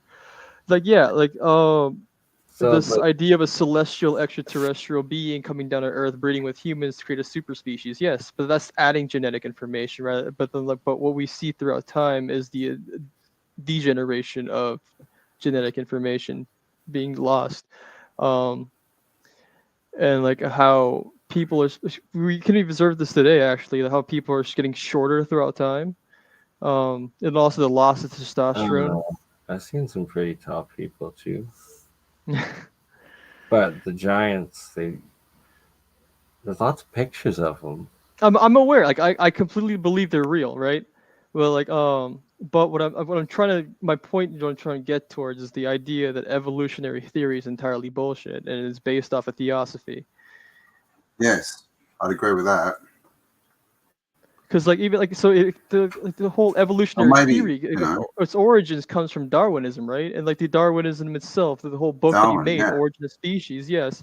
His book title specifically states origin of species by means of natural selection, but right underneath this is preservation of favored races in the struggle for life. I'm more talking genetics, like CRISPR style, like DNA, RNA, like genetics. Like, yeah, I fully admit the biological chemistry aspect, not the genetic. We have the whole 46, 48 chromosome question too, right? We've got 2 fused chromosome. Exactly. What's that about? We've been edited. It looks like genetic engineering, doesn't it? Indeed. Like I'm aware gene manipulation. There's evidence of gene manipulation throughout history, especially in the ancient Vedas and whatnot. And like all these archaeological excavations prove that gene manipulation was practiced through all these within these intricate temples and whatnot. But the current modern theory and models that we have that the science scientific institutions hold, it was primarily based on Darwinism, but Darwinism in itself comes from theosophy. Like Charles Darwin was a close associate with Alice Bailey, even wrote the book Within Her House, which is public information. The oh my god, I'm too stuck to think of the name. It's sitting on my desk upstairs. Yeah, he was right up in it. Oh. But we can't dismiss the fact that the book Origin of Species was published was published on November 24th, 1859, 8 years after London's Great Exhibition, 1851, which was what people argue as the actual starting point of the Industrial Revolution. But the entire premise of the Origin of Species is that if you control the environment of an ecosystem, you get to pick and choose who survives and who doesn't, and is entirely a genetic and it's entirely a eugenic thesis. Yeah, survival to justify. To justify capitalism and the Industrial Revolution, and the Industrial Revolution in its premise. It's predatory, prey, animalistic. Yeah. Saying that the predator is the ultimate kind of. Let's throw ethics out the window. It's hawk and pigeon, like it's gonna be the cannibal. I don't think I came from a retarded frog. Maybe I did. Like in the animal kingdom, the hawk is like the giant that eats and feasts off of the dwarfs, and like there's the lion and the tiger, the kingdom of man. Like, so how come in the animal kingdom and the plant kingdom, the in this pre 12,000 pre at what was called by the ancient Greek civilization time period and language culture, the Atlantean, and that the Atlantean was the time of the megafauna, thus also would have been the time of the giants. So anything that was talked about as Atlantean would essentially be giant or something, like, the existence of megafauna is not so far back as you think it is. It's well, even that's the survivors, right? That slowly got hunted out. We've still got them.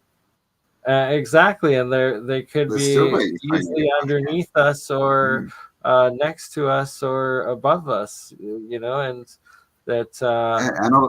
Ben from Analog has got some awesome stuff on all that kind of giant, reptiles and stuff. We have medieval manuscripts that depict megafauna and whatnot. So, like, yeah, this, and also we have like Incan documentation. So we as Homo sapiens or Neanderthals, was Neanderthals actually what existed as the genetic us during the time of when there would have been actual demigod or giant human genetics and people on living beside us. Well, we would have been the survivors, aren't they?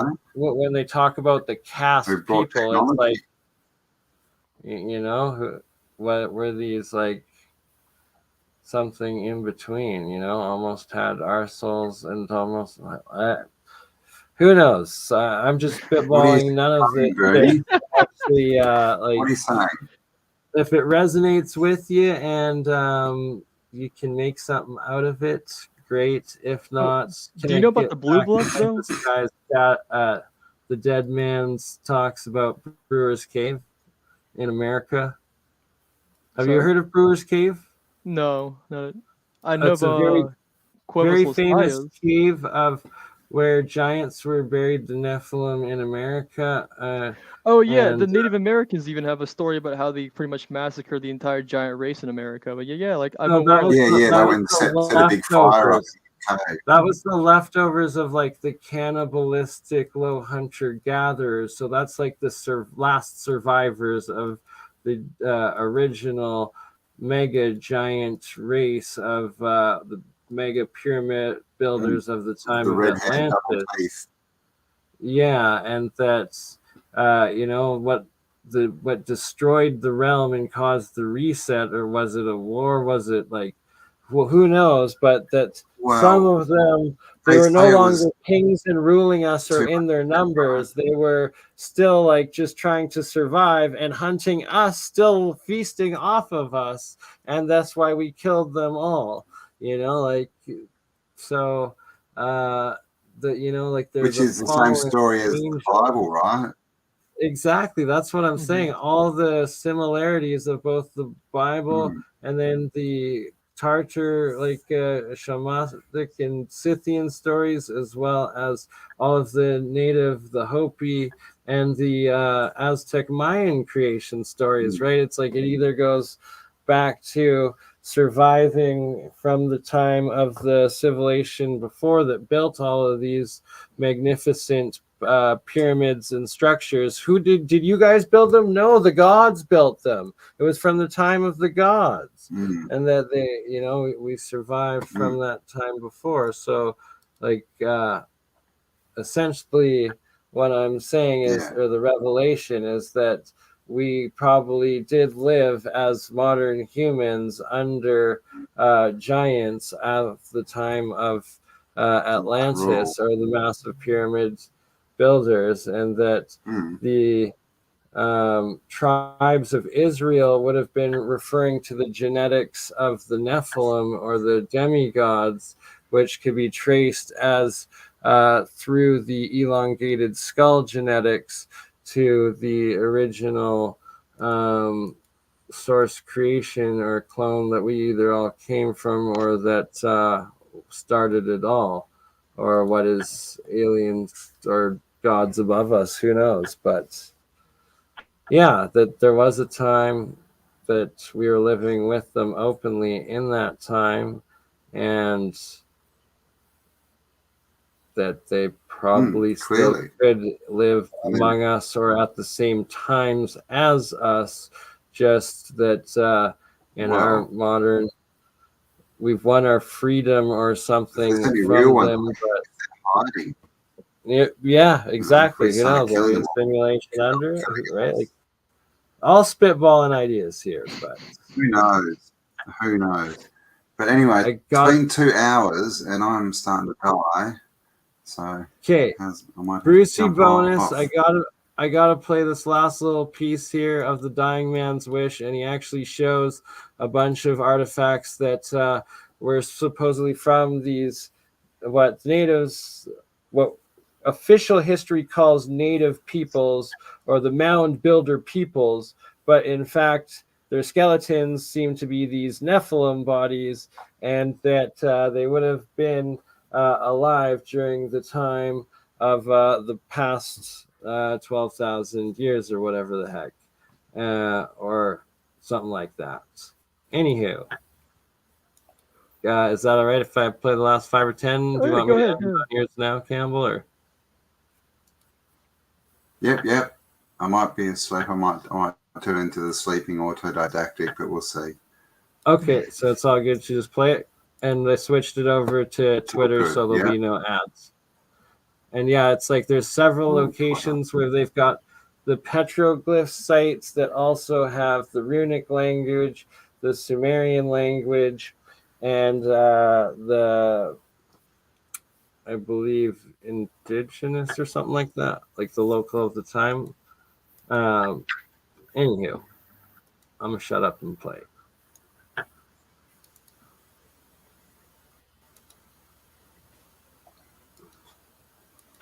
Telling me that he had congenital heart disease and he didn't know how much longer he'd be around, and he wanted to share some things with us. So my work schedule is crazy. I work 24/7, and I have a hard time even putting these videos out and getting to interviewing people. But I made a point to go visit Robert because Robert's a wealth of information, done a lot of studying, a lot of research, a lot of scientific experiments, and you know, if Robert had something to share, you know, I wanted to get that. So this is the video, parts of the video that he did for us that he wanted to share with us. And sadly, it wasn't too much longer after this that Robert did pass away. At a young age, Robert helped uncover some giants that they'd found. And because of that activity in his life, that drove him to researching and figuring out who these giants were. And so a lot of this video is some of his research, some of his findings about the Nephilim. So with that said, Robert, I'm gonna miss you and thank you for sharing what you have shared with us. And I hope you guys enjoy this. Thanks.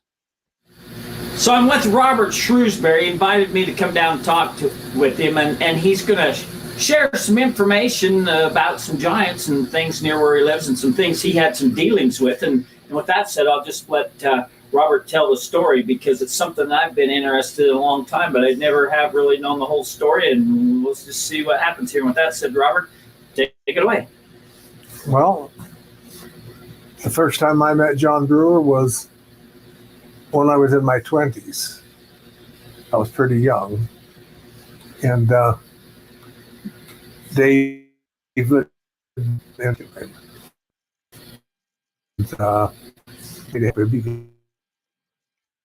this not like heaven.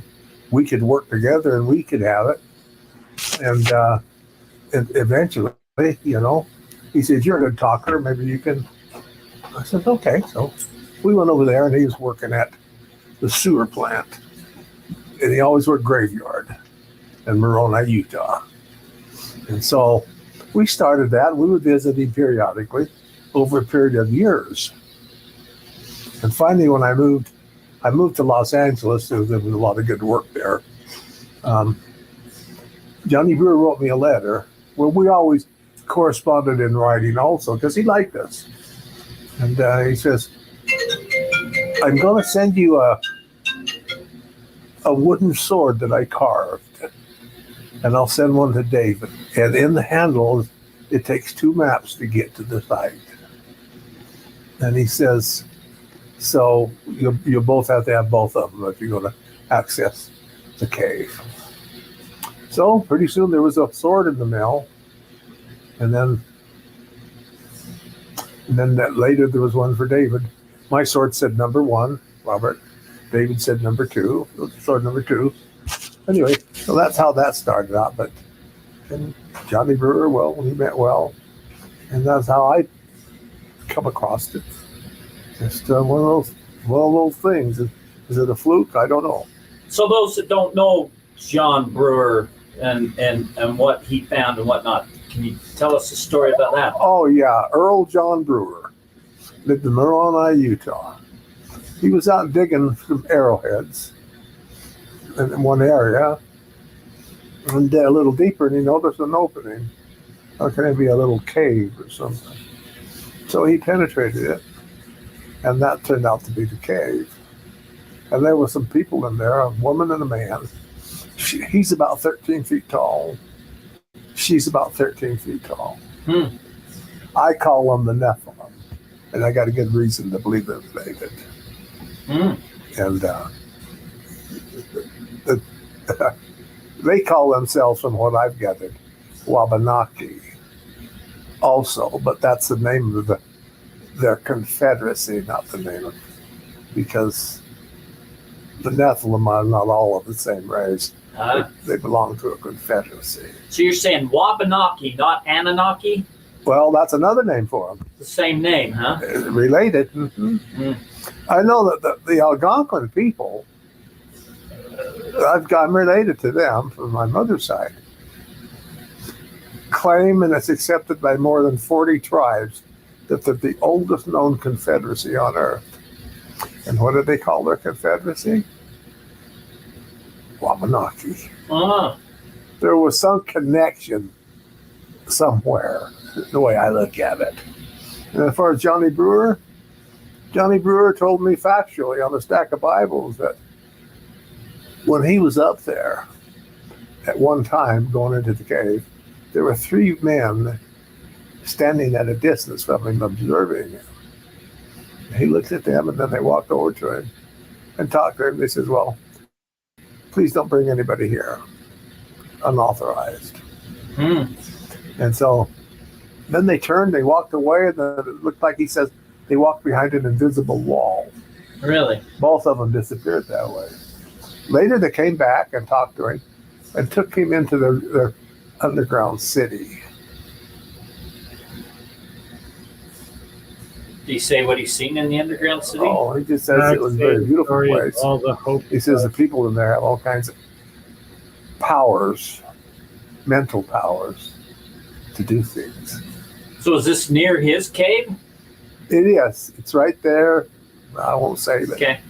It's there, and it's from my detection work, I found all of those installations that are underground cities are housed with silicon carbide. Now, I don't know if you know what that is. I don't. It's beautiful, but it's like a gemstone. It's found in nature, and it can also be made. And it a diamond is 10 hardness. Silicon carbide is 9.8. It's pretty hard stuff. Carbide, they use it for cutting blades and things like that. Anyway, that's it. I can't prove anything I'm saying on that part, but I have detected those all over the place. Whenever you like, what Johnny had was a burial. The people live underground. They live in underground cities. He has a burial, so they bury them up top. They don't bury them in their homes in the cities. And there'll be a tunnel underneath about 100 feet deep. Another one underneath that, about 6 layers deep, about 1,700 feet long. And they're up here. They're at the Skinwalker Ranch, the Green Frog Ranch, and all those goofy places. What I think is a phenomena that comes out of those places, a strange phenomena, I think it's a high-tech scarecrow. Keep people out. That's what I might take on it. But anyway, yeah, and so they keep them away, and most people fall for it. You know, John Hutchinson has one too in Arizona. Another scarecrow. But I have tested all those. I went out to the Skinwalker Ranch about 30 years ago with an EM83, and I run it over, and I just have tunnel after tunnel after tunnel after tunnel. Oh yeah. To tell you a little story about how it works, the EM83, I have one. Anyway, there's a site that I took on a partner with last year, and there was an actual treasure, Spanish, and I had done it by down it, and it's a couple 100 miles from here. So we all drove out there, and we landed on the GPS was a big Spanish turtle. Wow! I hit it right down on the money. So, and then I'd marked where the tunnel was, and the room is about 35 feet deep at the top of the room, and so on and so on. I marked it in detail, and there was no more thought about it. But a year had gone by, and they came by here about a month ago, roughly, and partners, and it says, "We want more evidence. We just don't have enough faith in your dowsing." I said, "Okay, well." Notwithstanding, I doused his house as a blind test and located his things. People get doubtful, and I'm not blaming them. They're nice people. Yeah. But so I said, well, you have to hire this guy. He's at Geo Western, and he'll go out there with an EM83. Is he still alive? He is, Gary Hewitt. Gary Hewitt, yeah. So Gary Hewitt goes out there with him. They paid him. And he doused exactly what I doused. Really? The exact location. Tunnel here, room here, room here. He's talking about here, how he went out and doused it with two rods and found the underground cave system.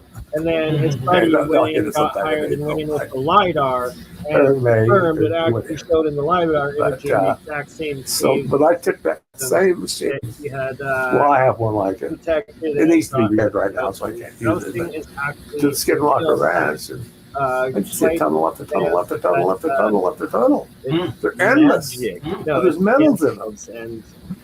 So I'm saying, I'm doing some scientific stuff. It's not just my doubts. Gotcha. Oh yeah, I like verification because maybe I'm a doubting Thomas too. So that's all.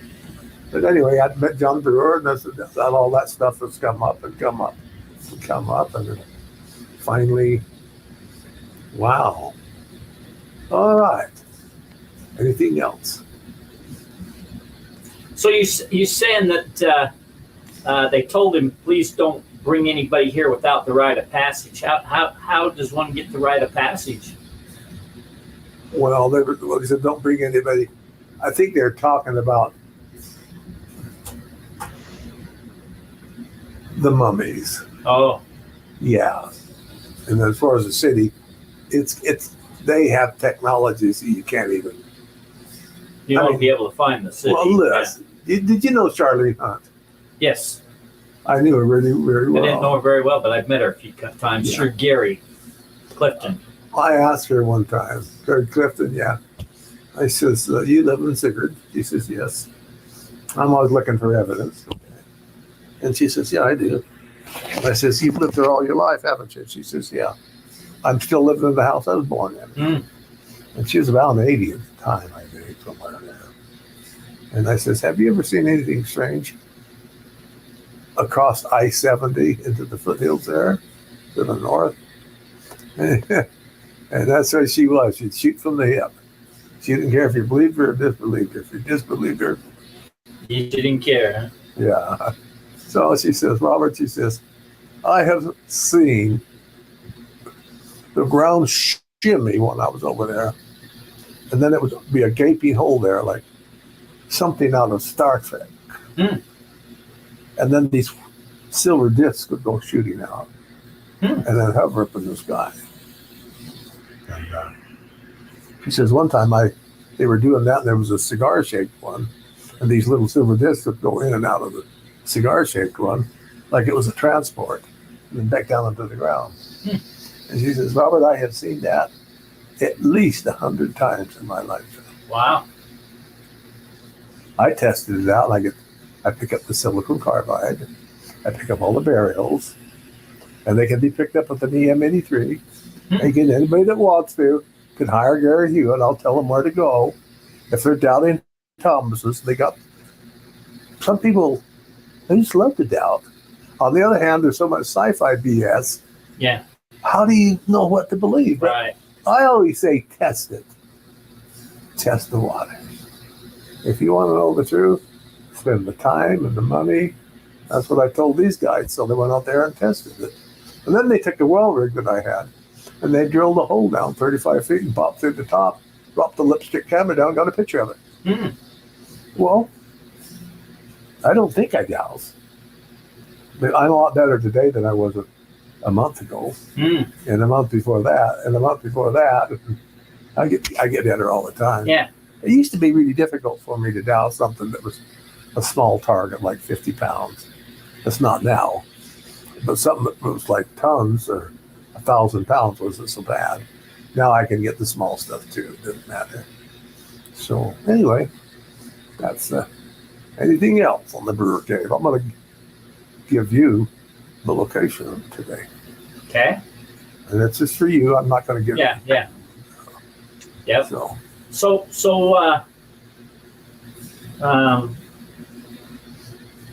a lot of stories about Brewer Cave, what was in there. We had the bark, one of the boxes that came out there tested between 50 and 350 BC. You had some artifacts tested. yes. Tell me about them artifacts that you had tested, and I had a lead plate. I still have it. Tested. That came out of the Brewer Cave with 3 other lead plates and then 4 rectangles. They're probably floating around the web someplace. And Frank Aon in Santa Fe, New Mexico he's a forensic specialist. I could even print out a copy of that. I think I have a copy of that. Okay. And it's authentic. He said it was ancient. Yes, ancient. So, what can you say? Say they're all wet? I don't think so. What else did? What's some of the stories that Brewer told you about inside the cave while he was excavating it, and things that happened? What he's seen? How long it took him? How long was he down in there? Why did he keep on? I mean, I listened to Brewer's story, and there's not a lot of people who would do what he did. You know, it was like he knew something, and he was driven. He was tenacious. He was a doer. There was not many people in this world will do what he did, and that's why he got to see what he got to see, but it destroyed his life. So tell me about that. Well, he went there and he did the digging, and then he could see the opening, but it was kind of like a drop off. You couldn't get to it, like a cave that went in and then get clear over here. So he rigged some equipment to do that. It's still on the side. So he dropped down and hung on to the rope and made it over to there. And then once he got in, he could see the stairway that went down. And so he very carefully, walked down the stairs. And then one of them was like a shaft. It was a trick. So if you missed it, you'd end up. Okay. And then also, before that, it was something that was carved round like this and highly polished.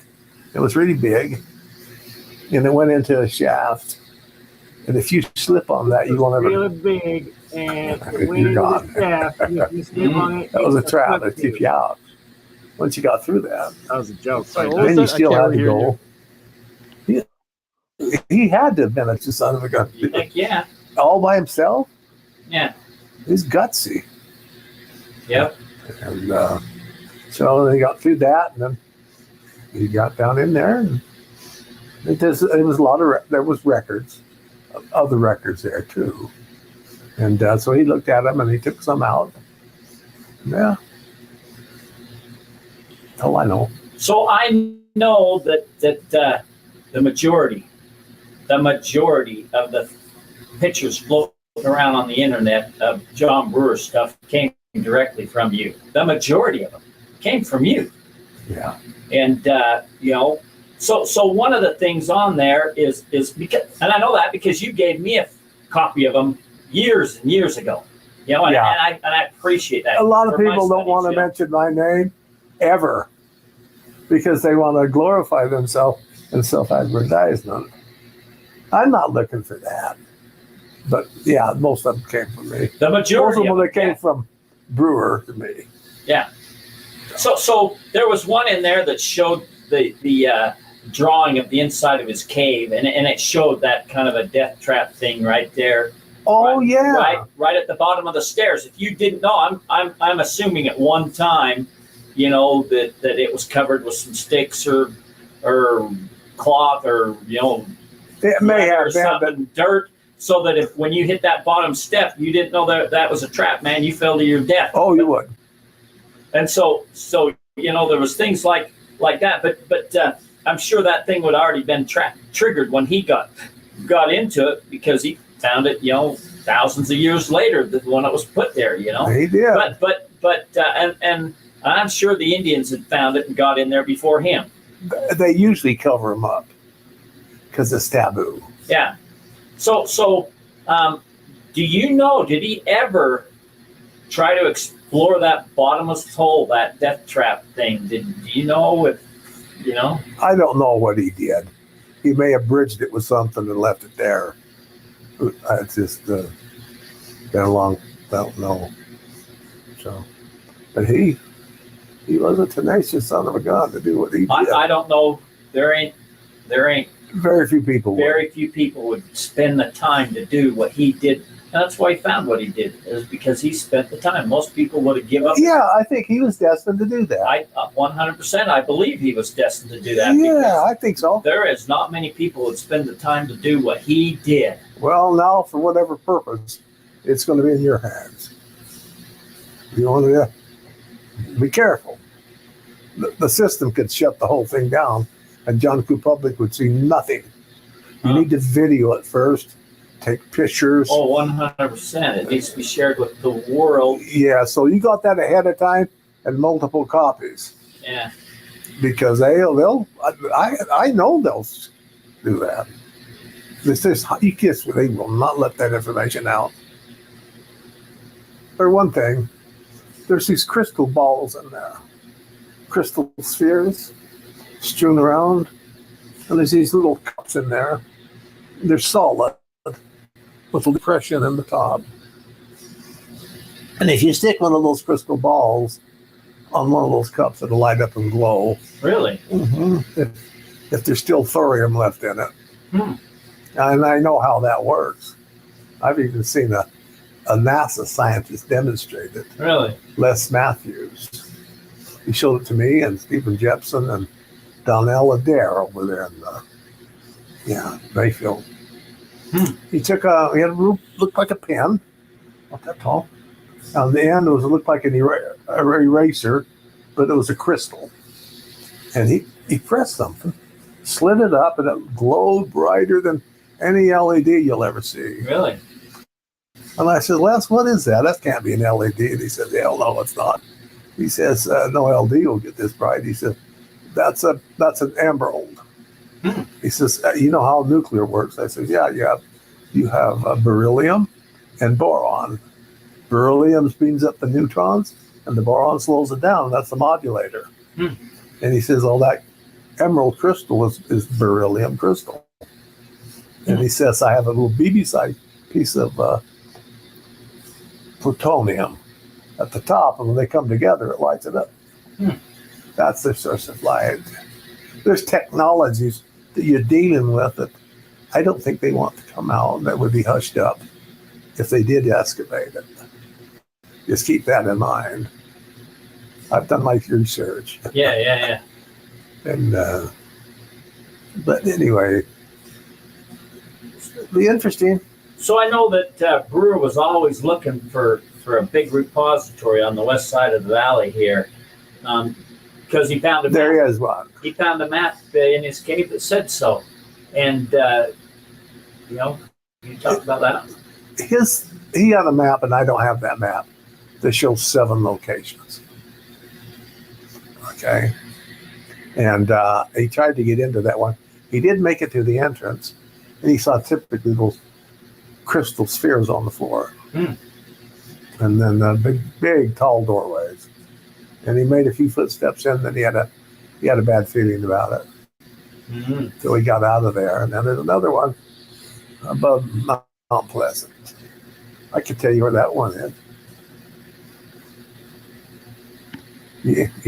Maybe you won't have the tenacity to penetrate it. It could be on private property, though. I don't know. Yeah. But, I even have the symbol that was written on it. He gave it to me. Oh, really? Yeah. In the what that looks like.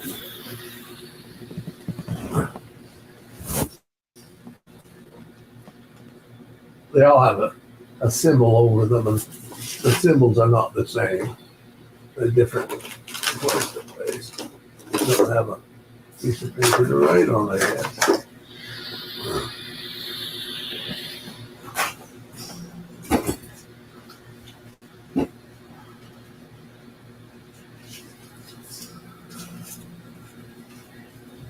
Now, I'm sure some of this you'll want to take off. Yeah. For your own personal. I went up there, and I think it's covered with slough off. If you can find it, that's what it'll be. So this is the one up here. What the symbol? Do you know what the symbol looked like? Well, I know he was looking for a symbol for the one. I don't have west. that symbol or this one. That's the one above Mount Spring City. Spring City. Huh. Yeah, Spring City. It's one of the 7. Ah. Interesting. Yeah.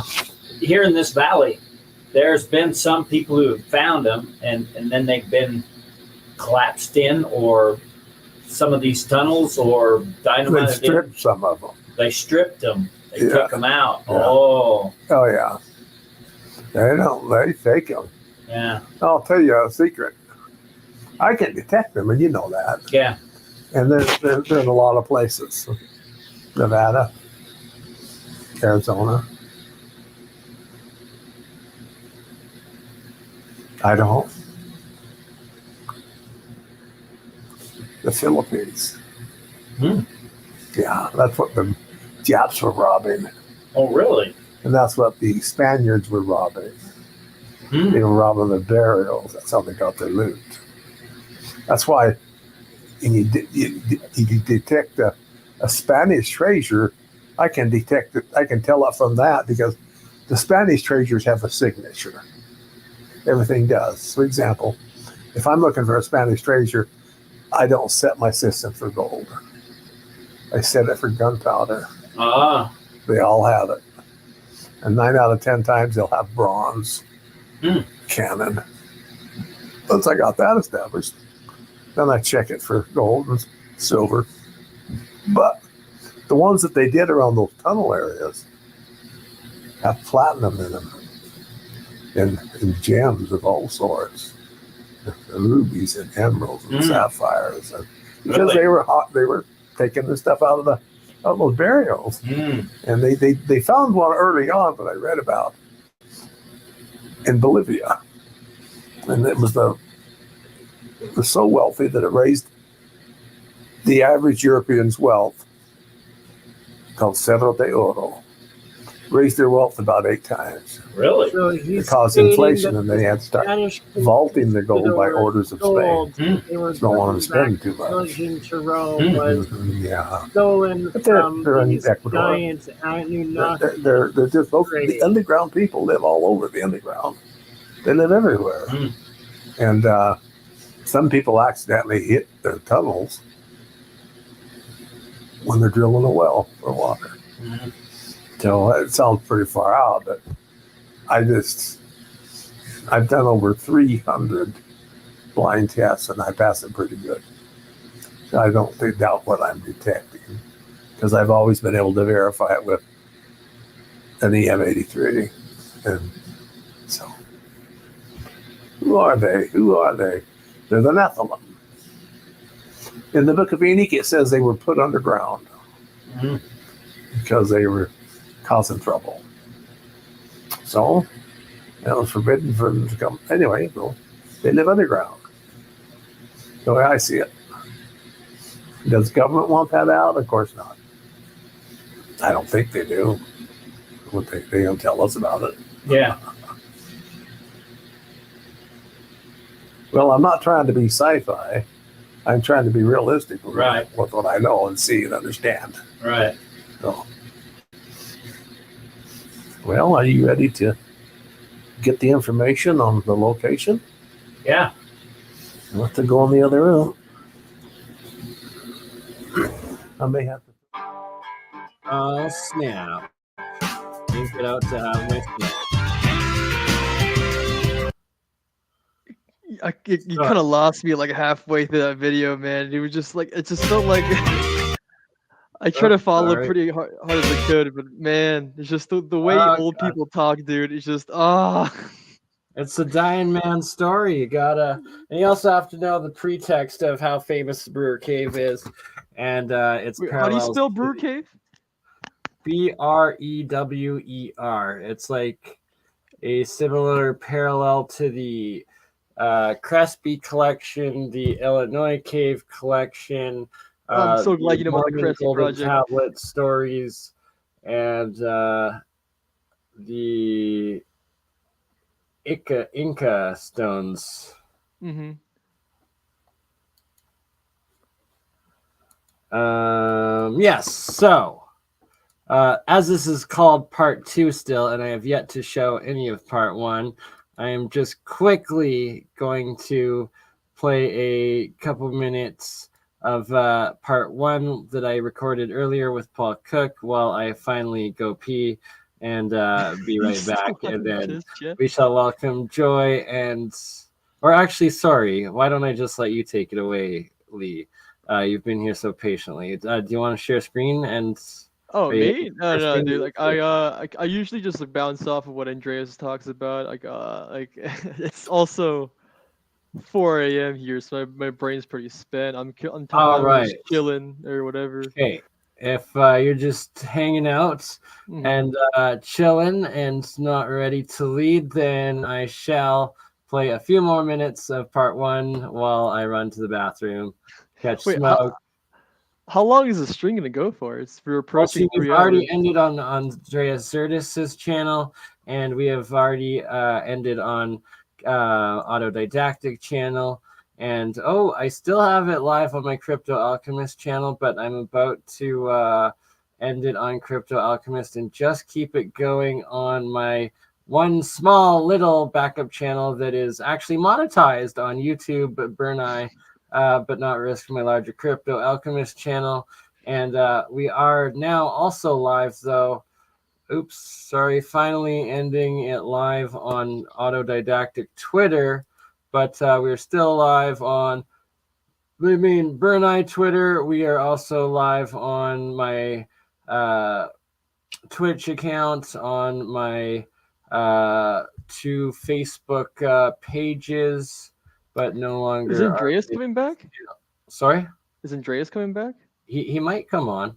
I hope so. He's offline on Facebook. Yeah, he might be sleeping. I think he's pretty tired. But I was about to start it on Rumble, and Joy has joined us, as has, and I believe David is also joining. But either way, Joy's been waiting to also show a bit of a presentation on barcodes and I'm hyped. barcode language and all of that, which ties into all of it. So that's gonna continue as a standalone epic extra presentation, only available on my BurnEye live right now on my small BurnEye monetized channel that everybody should be going to, and that I will, don't worry, cut it into its own single epic presentation that it will be to standalone and then republish or premiere later on the other channels. Honestly, man, with the work that you're doing, like with all these like long streams and what, you should just have like a piss cup ready. No, God. You gotta have a level of decency. Yeah, combined with sanitary, combined with protocol, combined with self-respect, combined with oops, hot camera mic, career-ending moment slash you. Like, there's a bathroom a couple feet away, dog. Like, I feel you, man. And fuck that. I need my Nick fix. And I feel you. Just get a vape ready, just like just have a vape like everybody else, man.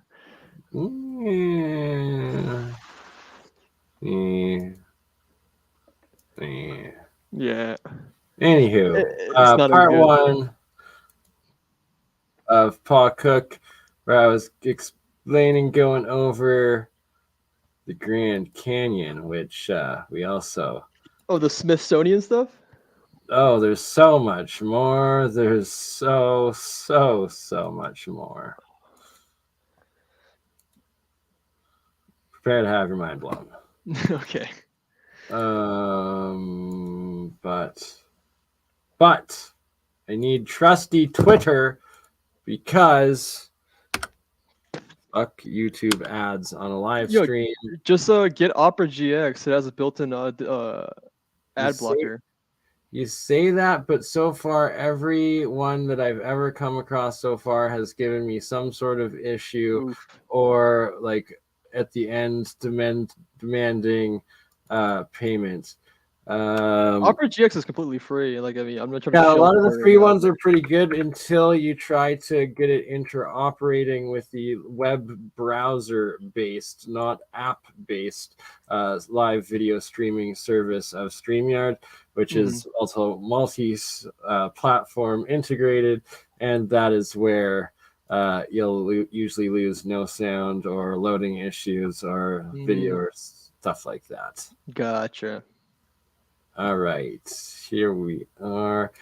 And Twitter, so it seems that like Elon is, just being the businessman, awesome oligarch, stick it to the system sort of guy that he is, was like, well, I'll just offer YouTube videos in highest quality definition and highest quality sound definition, and also create the Autobot software that pulls all of Google's pre-targeted algorithm ads. And why is it not showing up? Come on. Oh, guys, this is 3 hours long. You can feel free to duck out at any time, brother. Like, I know it's late there. Like, if you're tired. Oh, no, I'm here to stay, dude. I'm unemployed. I'm a disabled veteran. I ain't doing shit, man. Yes, and we will also talk about the other aspects that you've been also wanting and waiting to talk about, as that's something that will tie in with 17 Joy and David. Gotcha. But in the meantime, let's find this pyramid stuff for this bonus. That doesn't want to seem to find it. It's maybe on another channel. Where is that? Is the Paul Cook there? And yes, absolutely epic video stream part one with Paul Cook that we did together earlier today, where I went into going over a lot of the Farnham Foundation's geoglyphology and the pyramids of it. And boom.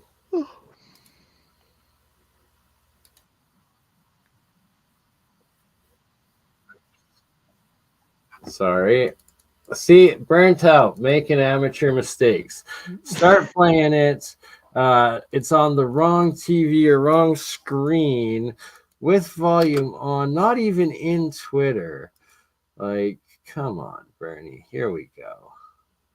Now it's starting to come together. Almost there.